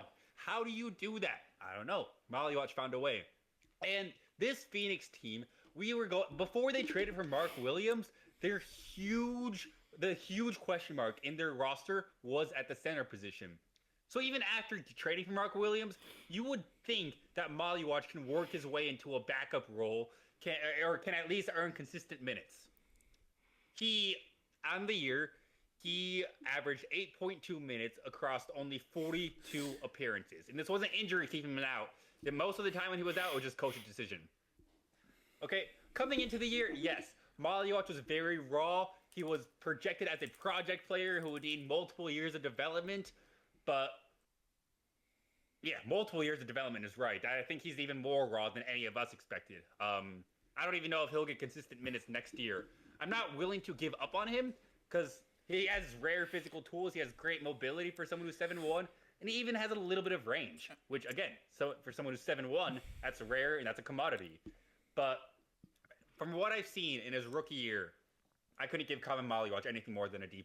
Yeah, and I gave him a C-, so I'm right there with you. My advice to Malioch this offseason, bud, you better watch Clint Capella highlights like we watched Tavon Austin highlights. All right, that shit better be on repeat. All right, you better be studying Clint Capella, and you better become the next Clint Capella, because that's probably the only way you're gonna stay on an NBA roster. All right, you better improve your rebounding, improve your defense, improve your shot blocking. All right, and keep being that pick and roll threat, and you'll at least have a spot on one of the 30 teams in the NBA. Okay, so that would be my advice to him: is go home this offseason and just stream on repeat Clint Capella highlights. That's what I would do.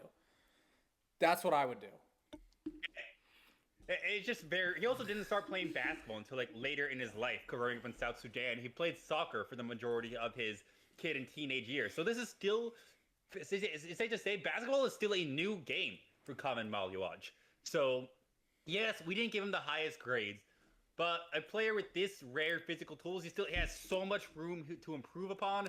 It's just a matter of whether or not he has a work ethic. Yeah, too. hey, It should be interesting to watch. Rockets and Hawks Clint Capella was a very good player. Mm-hmm. And so like if that's the mold I feel like he should go down, and it can give you very, very much success in the league. If you are a big man, that is your mold, and you don't want to go down the jump shooting range version, go down the Clint Capella route and just do that, because he was great at his role. And I would love to see Malioch kind of follow that. Two players from outside of the lottery I want to shout out real quick. Nick Clifford on the Kings. The Kings have had a really shitty year. Nick Clifford has been arguably the one and only bright spot. He's put up a few 20-point games, and to get that as a pick in the 20s, incredibly valuable. It's a great pickup from the Kings. I expect him to be, at the very least, a rotational piece for this next era of Sacramento basketball. And Hugo Gonzalez on the Celtics. Yes. With Jason Tatum, now that Jason Tatum is back, Hugo's not really playing. But while he was out, Gonzalez was a standout rookie on the bench. I mean, we're going to talk about guys who play with an edge. Hugo Gonzalez plays with an edge. He will get in your face and he will scream at you. He'll get an and one and he will let you know about it. And he had a lot of big defensive plays. He's a hustle guy. He will dive on the floor for those loose balls. And he definitely made a winning impact for a 60-win Celtics team. So shout out Hugo for that. Picked 28th overall, I believe. Great value pickup for the Boston Celtics there. Yeah, Hugo was the one guy I did want to shout out. And I'm looking at this list, like, I would take him over Carter Bryant, who was a lottery pick. Malioch right now, I would take Hugo over him. Demon, maybe. And coming into the maybe, just depending on what you need. But Hugo was a top 5 pick. Like, he slid drastically following his season with Real Madrid, but like in the way too early 2025 mock drafts, Hugo was top 5. So there still is a lot of potential, a lot of at least star power there for maybe the Celtics to tap into. Definitely a name to keep an eye on. I know he plays on Boston, so what I'm about to say might be like obvious, but he's a winner. But not everyone would just buy into the Boston culture and accept his role and play with an edge like that when you're used to being, when you're a top 5 guy, like you said, you slide all the way and you play on a team where you're getting 15 to 20 minutes a night. Like, that had to hurt him mentally a little bit. And he accepted that role, took it like a champ, and he's a great player for Boston this year. Like, Boston needs Hugo Gonzalez. Like, he's been great. He's been awesome. Well, agreed. But with that said, Hugo didn't come from high school or college, right? He came from Madrid in Spain, a professional team. So I'm sure being a young professional definitely helped him make that kind of adjustment that we see a lot of other players struggle to make. Absolutely. Just wanted to throw that out there. I don't know if we can ever say Hugo was a number one, like a lot of these other guys were in high school and college. Yeah, and I agree with you that that probably did help him in his, maturation process as a player, but I still want to give him props where it's due because it's not easy. We've seen guys not accept that role before and implode. So yeah. All right, that's all I have for the rookie class. I'm very excited for this end segment now, and as the number one Wemby Glazer in the entire world, I'm really just curious to see how far Justified Wemby I'm Glazer. what- Every bit of glaze I'm- was justified. I'm willing to see how far the Glaze will go. So, this segment, I saw this on Pick a Side podcast. I want to shout them out. They're very entertaining. Will Wemby be better than these all-time greats? So, Alex, I just need you think of your all-time list, your all-time, top guys where past, present, future. That's kind of where you got to be. But this is based on your all-time list and whatever your criteria is for that, your GOATs, etc. Will Wemby, when he retires, be higher on that list than the following names? Are you ready? I am ready. Let's get it. First name up, LeBron. Okay, well, that's a tough one to start with. So you're essentially asking, will Wemby be the GOAT? If I say yes to this, just chalk up yes for the rest of the list. Well, LeBron's resume includes 4 MVPs. Let's see, 4 championships. He was second in DPOY one year. Super underrated defender, especially at his time with the Miami Heat. With that said, Wembanyama is already a better defender than LeBron ever was. Not a knock on LeBron. His defender is really underrated. It's just that Wemby is genuinely that impactful on the defensive end. I mean, because that's where it's hard to compare. Because I think every one of these guys, Wemby is going to be better than defensively. It's just about how his offensive game develops. Wemby is going to need multiple rings and multiple MVPs to be in LeBron conversation. Rings, I don't think are much of a question. I think the Spurs team is loaded. I think they're going to be contenders year in and year out. I am slightly worried about MVPs just because the Spurs have a lot of mouths to feed. It's not going to be the Wemby show. It's going to be the Spurs show. And that might hurt his individual numbers, which in turn hurts his chances at individual accolades. So he might win MVP this year with averaging 27 points. And if he does, then I think he'll definitely pass LeBron.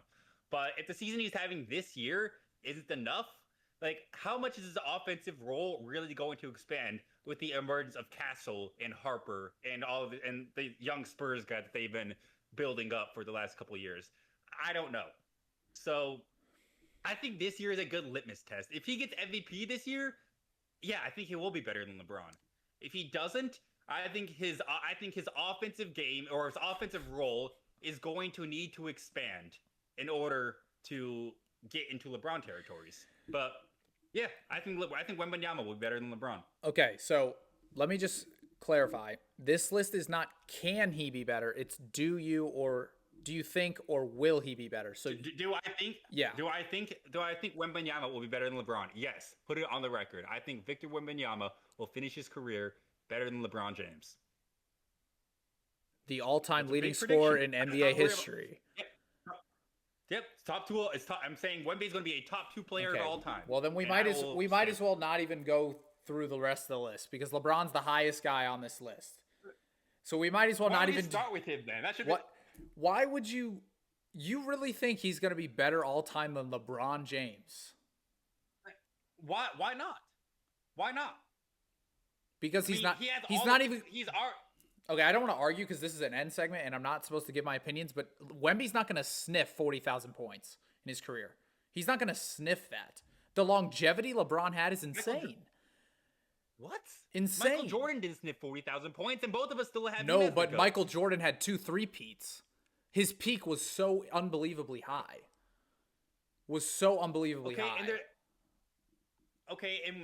And for as great as LeBron was in scoring, he will never be as good of a defender as Wembanyama. I mean, why are we saying... Yes, nobody is going to hit 40,000 points within the next 20 years. That is genuinely so unfathomable. The longevity he has is unfathomable. And considering how often players are resting nowadays, yeah, nobody's going to hit 40,000. If that's the criteria for being the GOAT, then yeah, just chalk up LeBron as the GOAT for all eternity.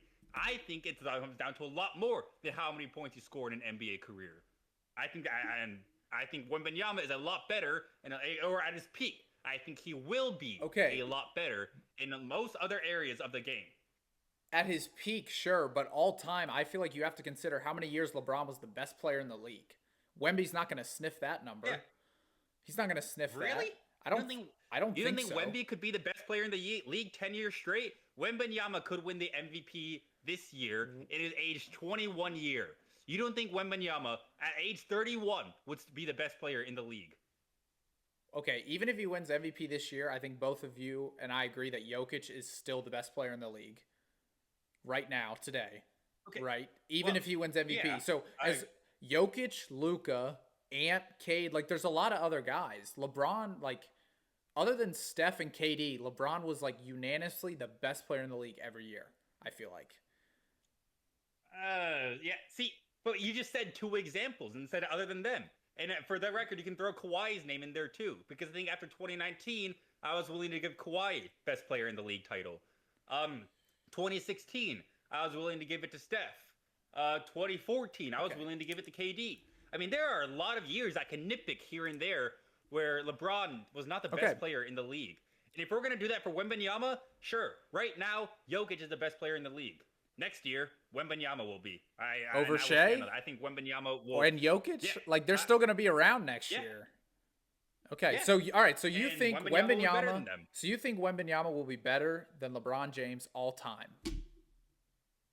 I think he will finish his career better than LeBron I'm James now going to reverse my list and start from the bottom because I honestly didn't expect that absolute tomfoolery out of you.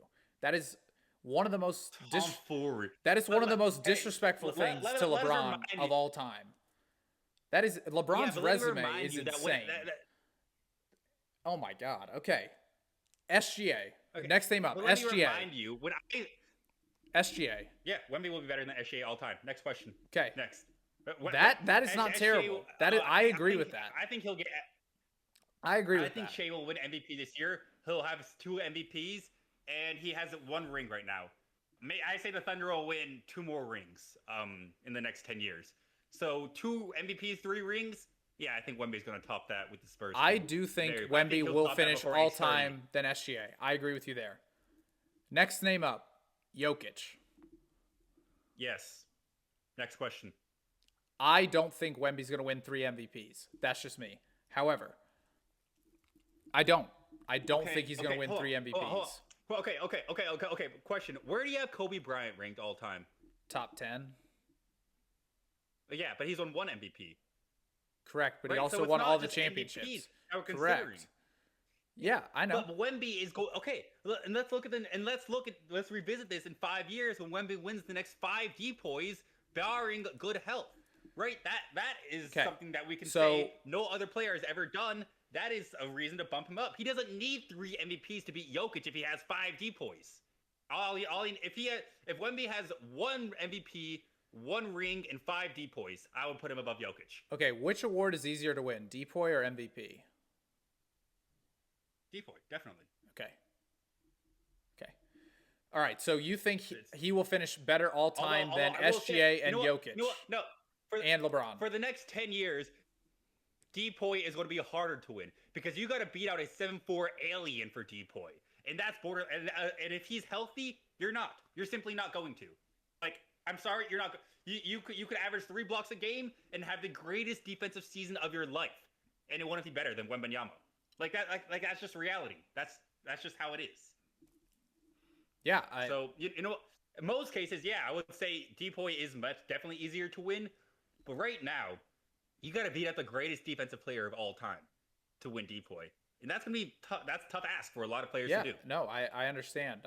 Okay, so you think he will finish higher than SGA and Jokic. Jokic, I'm not sure. SGA, I do think he'll finish higher. LeBron, I don't think he'll sniff LeBron's legacy, personally. But that's just me. Okay, next name up, Steph. See, Steph is such a hard player to name because we could talk about his resume, but the legacy that Steph left on basketball. Yeah, there's no way you're about to say. is going to be played forever. There's no And way. that is why it's like, okay, so again, this is a tough argument. I'm comparing them on an individual basis. Okay. I do think, and like I have LeBron over Steph all time, Which is obviously. why I think And you have to put Wembanyama- Wemby over Steph too, then, just to stay consistent. Exactly. Yeah, exactly. I have to. But at the same time, I think Wemby will need to do more to pass Steph than to pass LeBron. I don't know how to make this argument because I think it's like What? it doesn't That really makes make no sense. sense. It That makes makes no sense in my sense to me. Okay, it makes sense in my head. It doesn't make sense out loud. Let me try to put it into words. Because I love Steph, Steph and and he's Curry- nowhere near LeBron Okay. like all time. Like LeBron is, Yeah, agree. yeah. Okay, But Steph continue. and Curry changed how the way is basketball will be played forever. Like in the year 2030, in the year 2050, in the year 2080, hell, 500 years into the future, offenses will still be built around the three-point shot because Steph Curry showed us that is the best way to play basketball. That, like, as good as LeBron was, he never changed the game that way. Okay? Steph Curry changed the game. Victor Wembanyama, he has all the talent in the world. He has all the skills in the world. But how many 7'4" aliens do we see? One, and it's Victor Wembanyama. He's not going to change the game in any way because there's nobody else that can do what he does. That is why it is so hard for me. Like, you could go out and you could go on the street and find a dozen guys that have Steph Curry's build. That is why, to me, what Steph Curry did is so much more impressive. So, yes, I have to say Wemby is going to be better than Steph, but I almost feel like Wemby has to do more to pass Steph than to pass LeBron. To definitively clear Steph, Wemby will have to change the game in some way, shape, or form. And he's already kind of doing that defensively, but I just don't know who's going to be able to replicate that. Now we're seeing shooters come into the league who have Steph as their idol. How many guys are going to be able to have Wemby as their idol? I don't. Okay. Like, very few. Yeah, no, I get that. I don't know if that makes sense. That makes a little bit of sense. My only counter argument to be, if that is how you feel, which again, you're entitled to your opinion, I feel like you should then have Steph over LeBron all time. That to me, and I don't. And that's where I lose it in my head. That's where it doesn't make sense. But yeah, and that's where I'm lost too. It's like if you have that argument, fair. Like I understand that. However, now you need to reevaluate the rest of the list as well, if that makes sense. Yeah. If that's how you feel about Steph. It does. Like I'm not going to say Steph is better than LeBron, but I do think Steph is underrated on the all-time player discussions. Oh, 100%. And I think when he retires, his impact on the game is going to be felt, and the amount that he impacted the perimeter shooting. You know what? So, okay, I think Steph Curry is top 5 all time. I think he's number 5 all time. What do you think about that? Yeah, he's in my top 5, but he's number 5 fourth. for me. He's fourth for me. But yeah, did no argument here. He's the best point guard of all time, and the people that put Magic over him, I think, just don't like change. They're 50 years old. They don't like change. They're 50 years old. Okay, so back to this. Will Wemby finish higher than Steph all time? Yes or no? I'm going to say yes, but Wemby is going to need to change the game in some way. He's going to need to change how basketball is played. Or just have an absurd, like, if Wemby finishes with, I don't know, 4 MVPs and 4, if he has a LeBron resume, yeah. If he has 4 MVPs, 4 rings, I would put him above Steph all time. That is a lot to predict a player. That's why I'm not, like, banking on him to be better than LeBron. But it's not out of the realm of possibility but that's, for Wembanyama to get 4 MVPs and 4 rings. And that's what I'm trying to tell you. This isn't, is it possible? I'm saying, do you think it will happen? That's the difference. Like, I agree. I know, Wemby could be the greatest player of all time. I agree that can happen. I don't think it's going to. And that's kind of I'm trying to take you down the route of what do you think will happen in Wemby's career, not what do you think can happen. I do think it is going to happen. Okay, I do great. think it is going to happen. Next name up, this is a name that I actually think Wemby will pass on the all-time list for me. Kevin Durant. Yeah. But Kevin Durant's legacy is, I'm sorry, it's incredibly overrated. It's carried by Steph. I agree. Kevin Durant has never won an NBA Finals without Steph Curry. Go ahead. Sorry. Go ahead. I saw a clip on Instagram. No, you're good. You're good. I saw a clip on Instagram a few days ago comparing LeBron and Kevin Durant in the huddles when the Lakers were playing the Rockets. LeBron was standing up in the huddle, clapping at guys, yelling at them, getting in their face, getting them all hyped up. everyone on the Rockets bench, they were sitting like this. No talking at all, no movement, no players getting in each other's faces, holding them accountable. And that does fall on Kevin Durant as the veteran and leader of the team. That falls on you. You set the culture, you set the tone, and you have instilled a culture where players don't hold each other accountable, where laziness on the defensive end is allowed.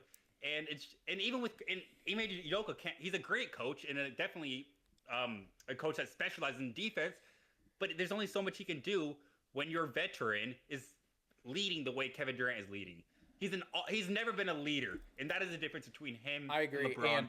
And that is the difference between why LeBron has had more success in his career. And the guys on Pick a Side podcast said this that I thought was 100% accurate. They said that Wembanyama this year has had more of an impact than Kevin Durant had on any team in one season. Like the impact Wemby has on this year's Spurs is greater than any year of Kevin Durant. Individual impact 1 year. And I think that's true.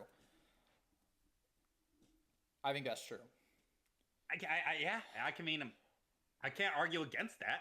I mean, the one argument I have is KD Nets, but that's also mostly because of one playoff series against the Bucks. Wemby had like the course of the whole year. Wemby has more of an impact on this team than KD had on that team. Yeah, 100%. I agree. And if I can't make an argument for Nets KD, I can't make an argument for any KD. So, all right, I agree with you. I agree with that. I agree with you on KD, and I agree with you on SGA. The other three, Steph and LeBron, definitely don't agree. Jokic, I'm 50-50 on. Next one up, I'm also 50-50 on. This one was tough. The greatest Spur of all time, well, one of them, Tim Duncan. Okay. And now this is what I mean. Whether or not to analyze these players individually or like all together. Because Tim Duncan does have different criteria as a San Antonio Spur than these other players do. Wembanyama as a Spur will need to match Duncan's Spur achievements. If he's not the greatest Spur of all time, he's not the greatest player of all time. I think that's pretty self-explanatory.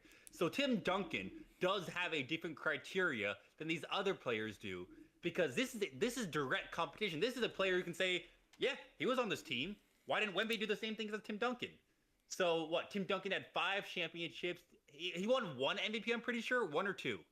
I'm pretty sure 1. I think 2, but I'm not. Do not quote me on that. Do not. Okay. Yeah, don't quote me on 1 either. But either 1 or 2 MVPs and 5 rings. 2 MVPs, I think it's safe to say for Wemby. I think Wemby will definitely finish with more than 2 MVPs. 5 rings is what I'm hesitant to give him. That is a lot of winning at the highest level. I mean, for the sake, I am going to say yes, but I'm going to say the hardest yes yet. Harder than LeBron and Steph. Wow. Okay. I'm on the fence on that one. I think Duncan and Jokic to me are like neck and neck all time. In my opinion, I think Jokic needs another ring to jump Duncan, but they're like in the same tier for me. So, and I see Wemby kind of finishing right around them doing this for me. All right, next up, I don't think he's higher than these next 2 guys. Shaq. Okay, let me just say, I think Shaq is also overrated in the all-time NBA charts. I would take Kareem over Shaq. Okay, I would take too. Hakeem over Shaq. No. I would take Wilt over Shaq. No. I'll give you Kareem. And then I would probably leave Shaq at 4. You wouldn't give me the dream? You wouldn't give me Hakeem Olajuwon over Shaq? Shaq? No. All time, no. That's crazy. No. That's crazy. I don't think that's that crazy. Shaq is the most dominant player of all time. Shaq's the most dominant player of all time. Yeah, dominant. I agree. But period. We also have to look. Yes, but we also have to look. Shaq was the most dominant in his era. Would Shaq be able to dominate as much in a perimeter-oriented basketball era? No. Would Hakeem, with his skill set? Maybe not, but I'm willing to say more of a chance than Shaq will. Because Hakeem Olajuwon was the skilled big man before the big man we all see now. It was Hakeem who initially showed that a 7-footer can handle the rock, can pivot. I mean, he has a dream shake. It's a signature move. It shows his agility as a big man. I think Hakeem has the physical tools to survive in every NBA era. I think Shaq played in the era that grit and grind, early 2000s.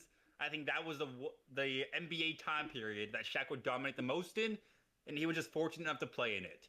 But I don't think Shaq would be nearly as good in the 60s when basically it was run by big men, or in the modern era where it's run by the three-pointer. I think he played in the one and only era where he could hit his actual potential, and because of that, I would take Kareem, I would take Hakeem, and I would take Jokic, and I would take Wilt. I would take those 4 players over Shaq on the all-time big men list. And if I'm going to take Jokic over Shaq all time, okay, not right now. Sorry, Shaq is over Jokic right now all time, but I expect Jokic to be better by the time he retires.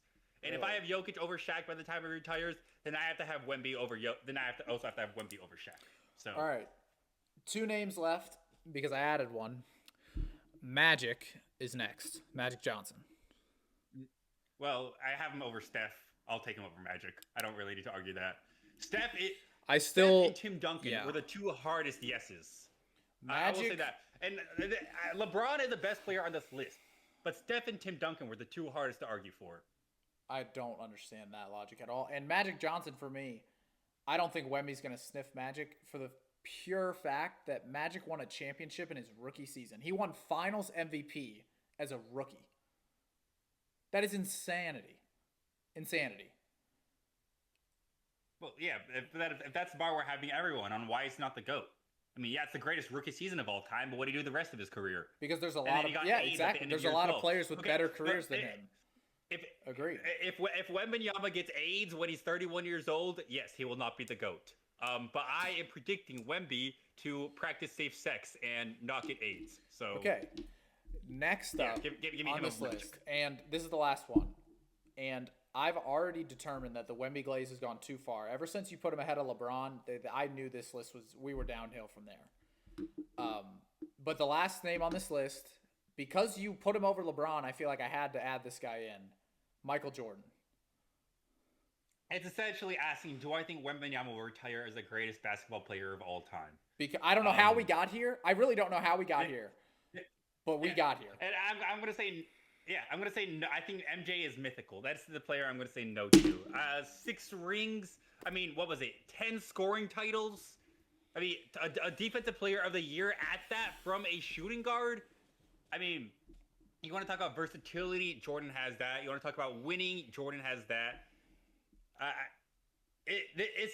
Jordan is the toughest player that I can say any player will be better than.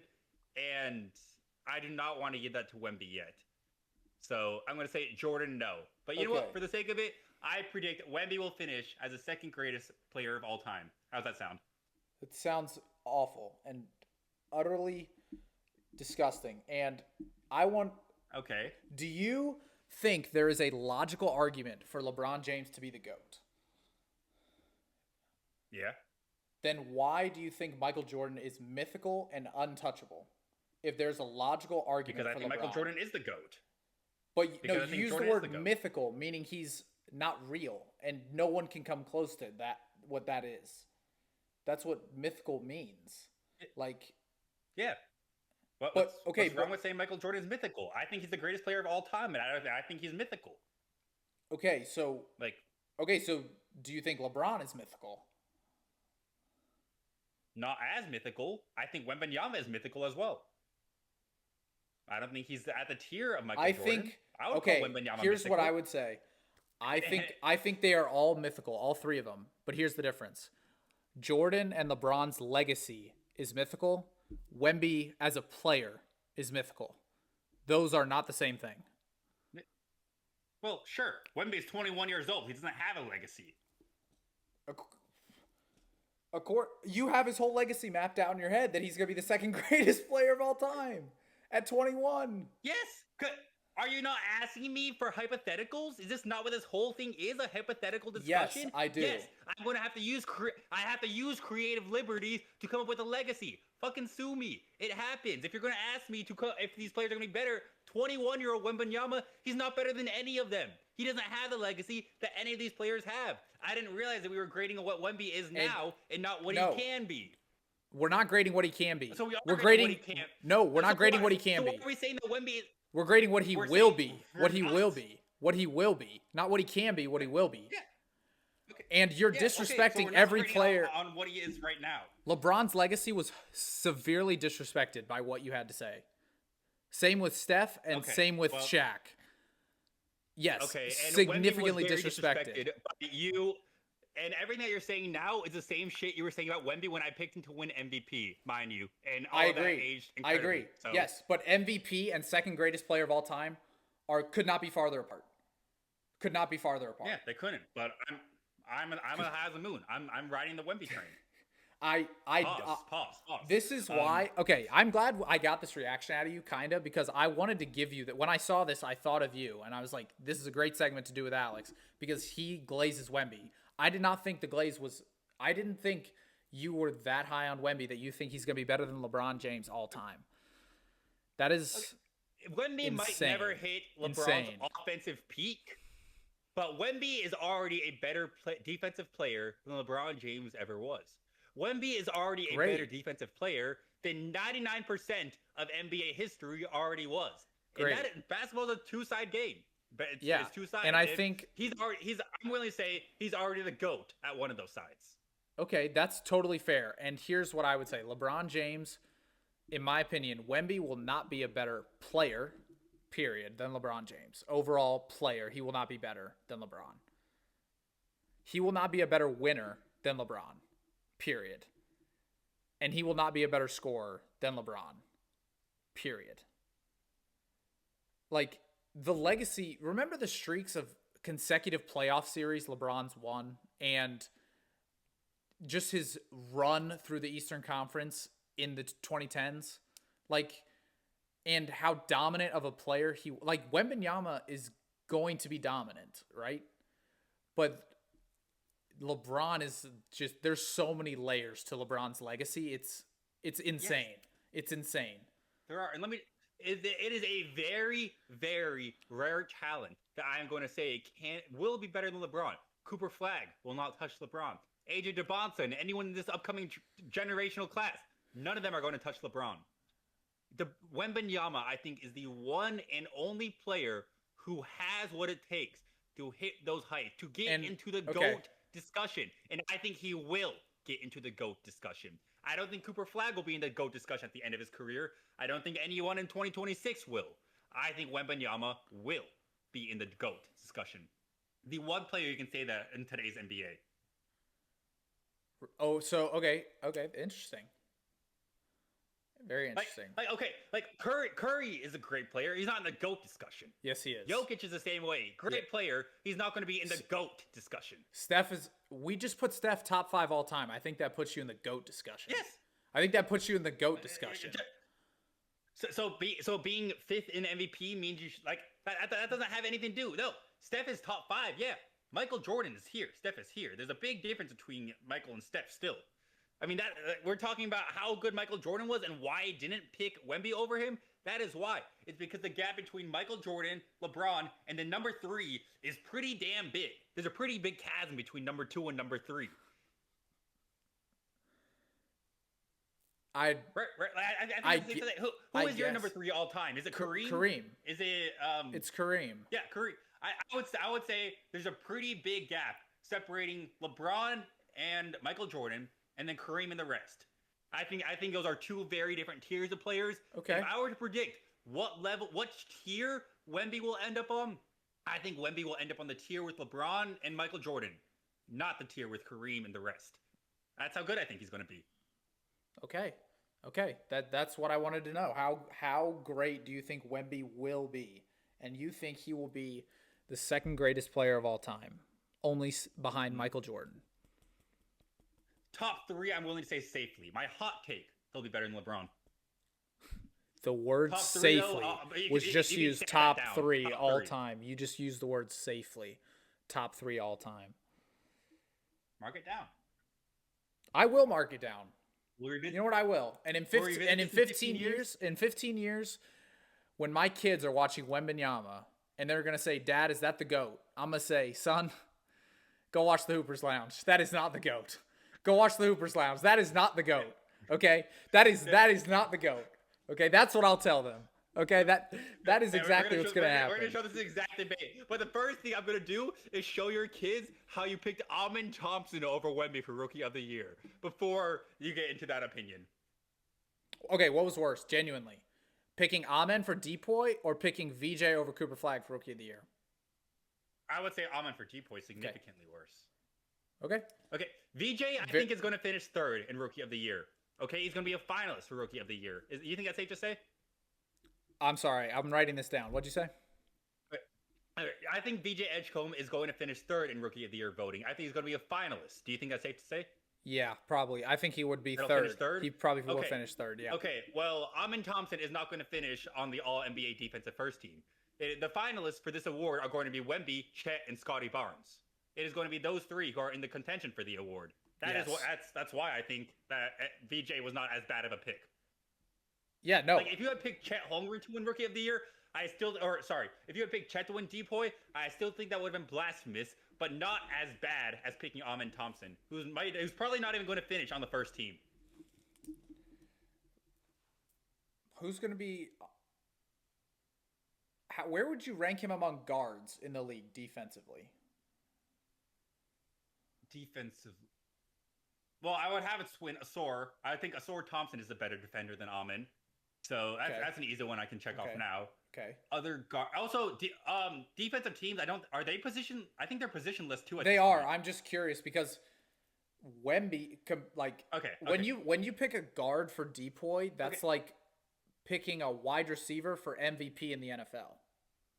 Mm-hmm. Does that make sense? Like, yeah, that's a great analogy. That's a great analogy. So, while Amen was a longer shot, I agree. I feel like he's closer. Like Amen was also more of a wing defender than a guard defender. I mean, he's 6'8" with a 7-foot wingspan. Okay, I think he's been guarding wings more often.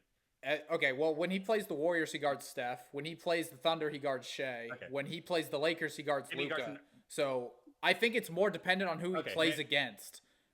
He's very that's how versatile he is, right? Like if the best player on the other team was a wing, he'd guard the wing. But if the best player on the other team's a guard, he's going to guard the guard. I can't think of many guards I would take. A lot of the best guards in today's league are good because they're offensively gifted, not really defensively gifted. I mean, truthfully, I would take Shea as a defender over Amin Thompson. And that might be a hot take. I would hear your arguments aside from that as well. But Shea this is not a crazy take. Like, this is not the most really absurd thing I've said today. Even though Amin Thompson was a preseason top 5 favorite for Depoy, I don't think Shea was anywhere near that. Yeah, but are we grading off preseason, or are we looking at what they did in the actual season?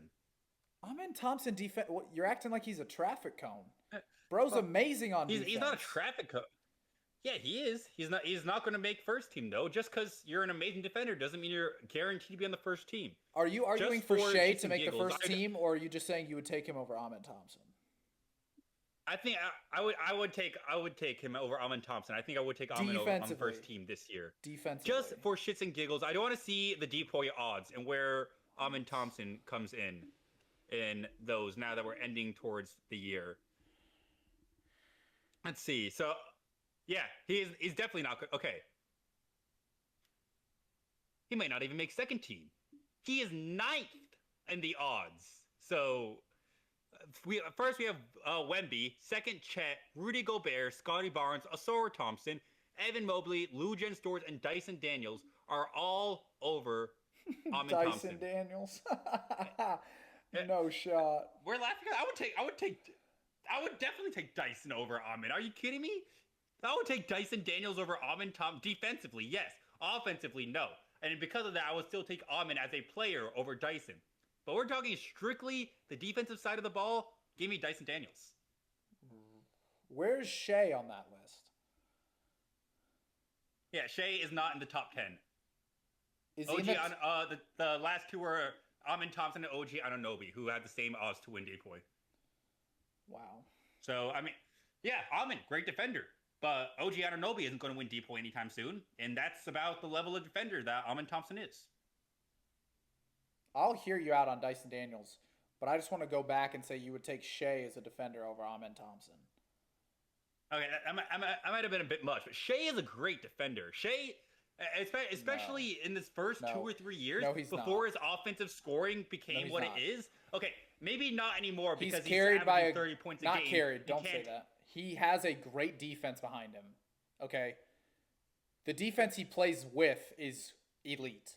He is, yes, a small part of that, but Shea individually is not a great defender. He's good, above average, but he's not great. That's fair. He's not great. Let's not do that. Okay, I think Shea, before he was a 30-point per game scorer, was great. Now that he has to average 30 a game for the Thunder to win, yeah, he can't afford to constantly be locked in on defense. He's got to conserve energy for the offensive end, where it's a lot more important that he shows out on that end. But before he became this offensive mega superstar, or foul baiter, whatever you want to call, Shea was a great defender. Shea made his mark in the league because of defense with the Clippers before he was traded to the Thunder. Yeah, and great. That's cool. Again, you're right. 30 points probably did diminish Shea's impact on that end. Because of that, Amen probably does make more of an impact than Shea because he doesn't need to average 30 points a night. But okay, game of the line, 10 seconds left, game 7 of, I don't know, the Western Conference Finals. I think you can make a very, very good case that you would rather have Shea defending that last possession than Amen Thompson. Okay. I think that's what I was trying to get at. That's totally, the season as a whole. That's totally fair. However, using that same question, I want to throw the DPOY odds out the window because neither one of us is taking Rudy Gobert in that situation. Touche. Good point. And neither one of us is taking Evan Mobley in that over some of these guys either. Gobert, I agree. Evan Mobley, I don't know. Mobley's a good perimeter defender. He's got good movement. I mean, he's in the mold of Giannis. I would take Giannis over Amen Thompson game on the line. Okay, well, okay. Prime Giannis, not current Giannis. Prime Giannis. Me too, but Evan Mobley's not Giannis. Okay, Gobert. And okay, but Mobley's closer to Giannis than he is Gobert. Gobert cannot defend the perimeter to save his life. Mobley can at least move around. He has good mobility for someone his size. Yeah, Luka. What Luka did to Gobert, he's doing to Evan Mobley. That's what's happening with Game 7, game on the line. Luka's doing that to both. Okay, Luka's doing that to everybody. You can even throw Wemby in there. Luka is doing that to everybody. Great. So Game 7 on the line, I'm expecting the best player is going to have the ball in his hands, correct? Someone of the skill of Luka. We saw Steph give it to Wemby this year. He dropped 45 twice on the Spurs. Yeah. And he was giving Wemby the sauce. We just saw Jokic drop 40. Just because you're the DPOY doesn't mean you're not going to get cooked in a few games. Like, shit happens. You're in the league with the best players in the world. Nikola Jokic is going to finish top 10 of all time. Nobody can stop Nikola Jokic. I'm not going to knock Wembanyama because he got 40 dropped on him by Jokic when every other center in the league has also gotten 40 dropped on Jokic. The thing is, you want to look at his stats. Jokic did not shoot the ball that well from the field. He barely got over 50%. Okay, sorry, that is good. But for Jokic standards, that's just average. For Jokic's incredibly high standards, that is just average. And he had an average shooting game, an average shooting percentage from the field. Because Jokic putting defensive pressure on him. Wemby's putting defensive pressure on him. Wemby finished that game against the Nuggets with 5 blocks. I mean, he didn't have a bad defensive game. He got 40 dropped on his head, but he had 5 blocks. He didn't play badly defensively. No. He just got beat by one of the greatest offensive players the game has ever seen. Yeah, true. All I was trying to say is that the DPOY odds don't change my opinion of Amen Thompson as a defender. Especially when you're comparing... I don't think he's going to make first team all defense. Well, that's fine. And I don't think he probably should either. But again, comparing Wemby and Amen Thompson is just totally different because they guard completely different players and types of players. It's disrespectful to Wembanyama is what it is. You talk about how we're disrespecting LeBron's legacy. This conversation is disrespectful to Wemby and his defensive prowess. He is not in conversations with Amen Thompson. Never has been, never will be. Yeah, that's fair. But everybody else on that list can't guard the guys that Amen guards. For big men. The guards are different, right? But like Amen Thompson on a nightly basis is guarding the best guards. Rudy Gobert, Evan Mobley, and Chet Holmgren can't do that. And vice versa. Okay. Rudy Gobert, Chet Holmgren, or Amen Thompson cannot guard Jokic, Sengun, Cat on a nightly basis. Like those types of players, right? So comparing a guy like Wembanyama and Amen Thompson is not the same as comparing rookies like Flag and Edgecombe, which is where this whole thing started when I asked which was more crazy to pick first round because rookies are graded on the same scale, kinda. But DPOY is totally different in my opinion. Well, yes, but we have to compare them all for DPOY. Like yes, I hear what you're saying, that it is two very different conversations that we have to have. But in order to pick a winner, we have to have these conversations and we have to find a way to compare them. Like, that can only go so far when there's only one award to give out at the end of the year. Okay, a guy like, I'm not gonna, again, Wemby's in a conversation by himself, but a guy like Chet Holmgren has more blocks than a guy like Amin Thompson. Do you want to know why? Because he guards people that are closer to the rim. But yet when we look at stats, we think to ourselves, and the odds makers think to ourselves, oh my God, Chet's the better defender. Does that make sense? Like, that's not necessarily the truth. I do think Chet is the better defender, though. I see what stats are misleading. Steals and blocks are not the way to determine who the best defenders in the league are. I agree with you on that.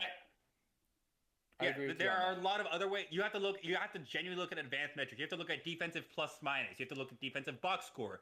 There's defensive rating, which again, these are all flawed metrics, but like these are measurements you can use to help determine who the most impactful defenders are. But beyond just how many steals do you get per game, how many blocks do you get per game. I'm glad we agree with that.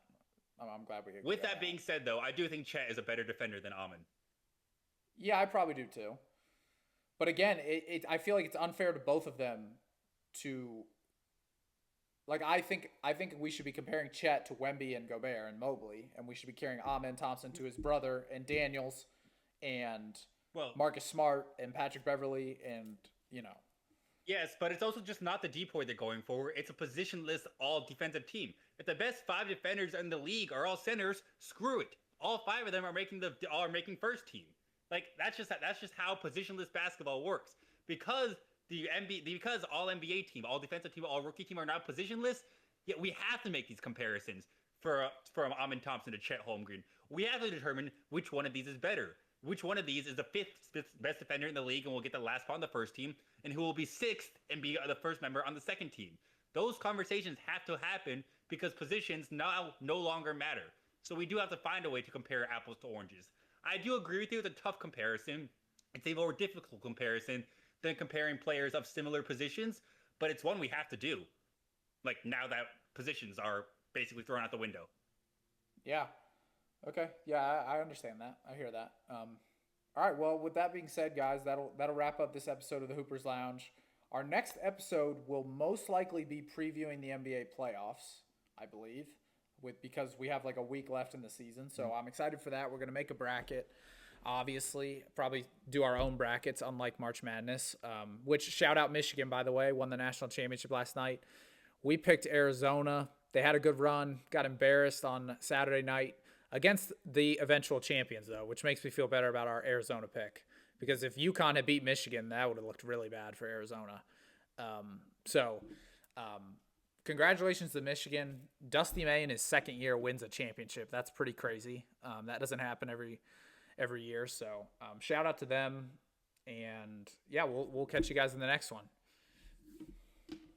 Yeah, shout out Michigan. Big Ten broke the streak. Love to see it. We'll see you guys all later. Peace.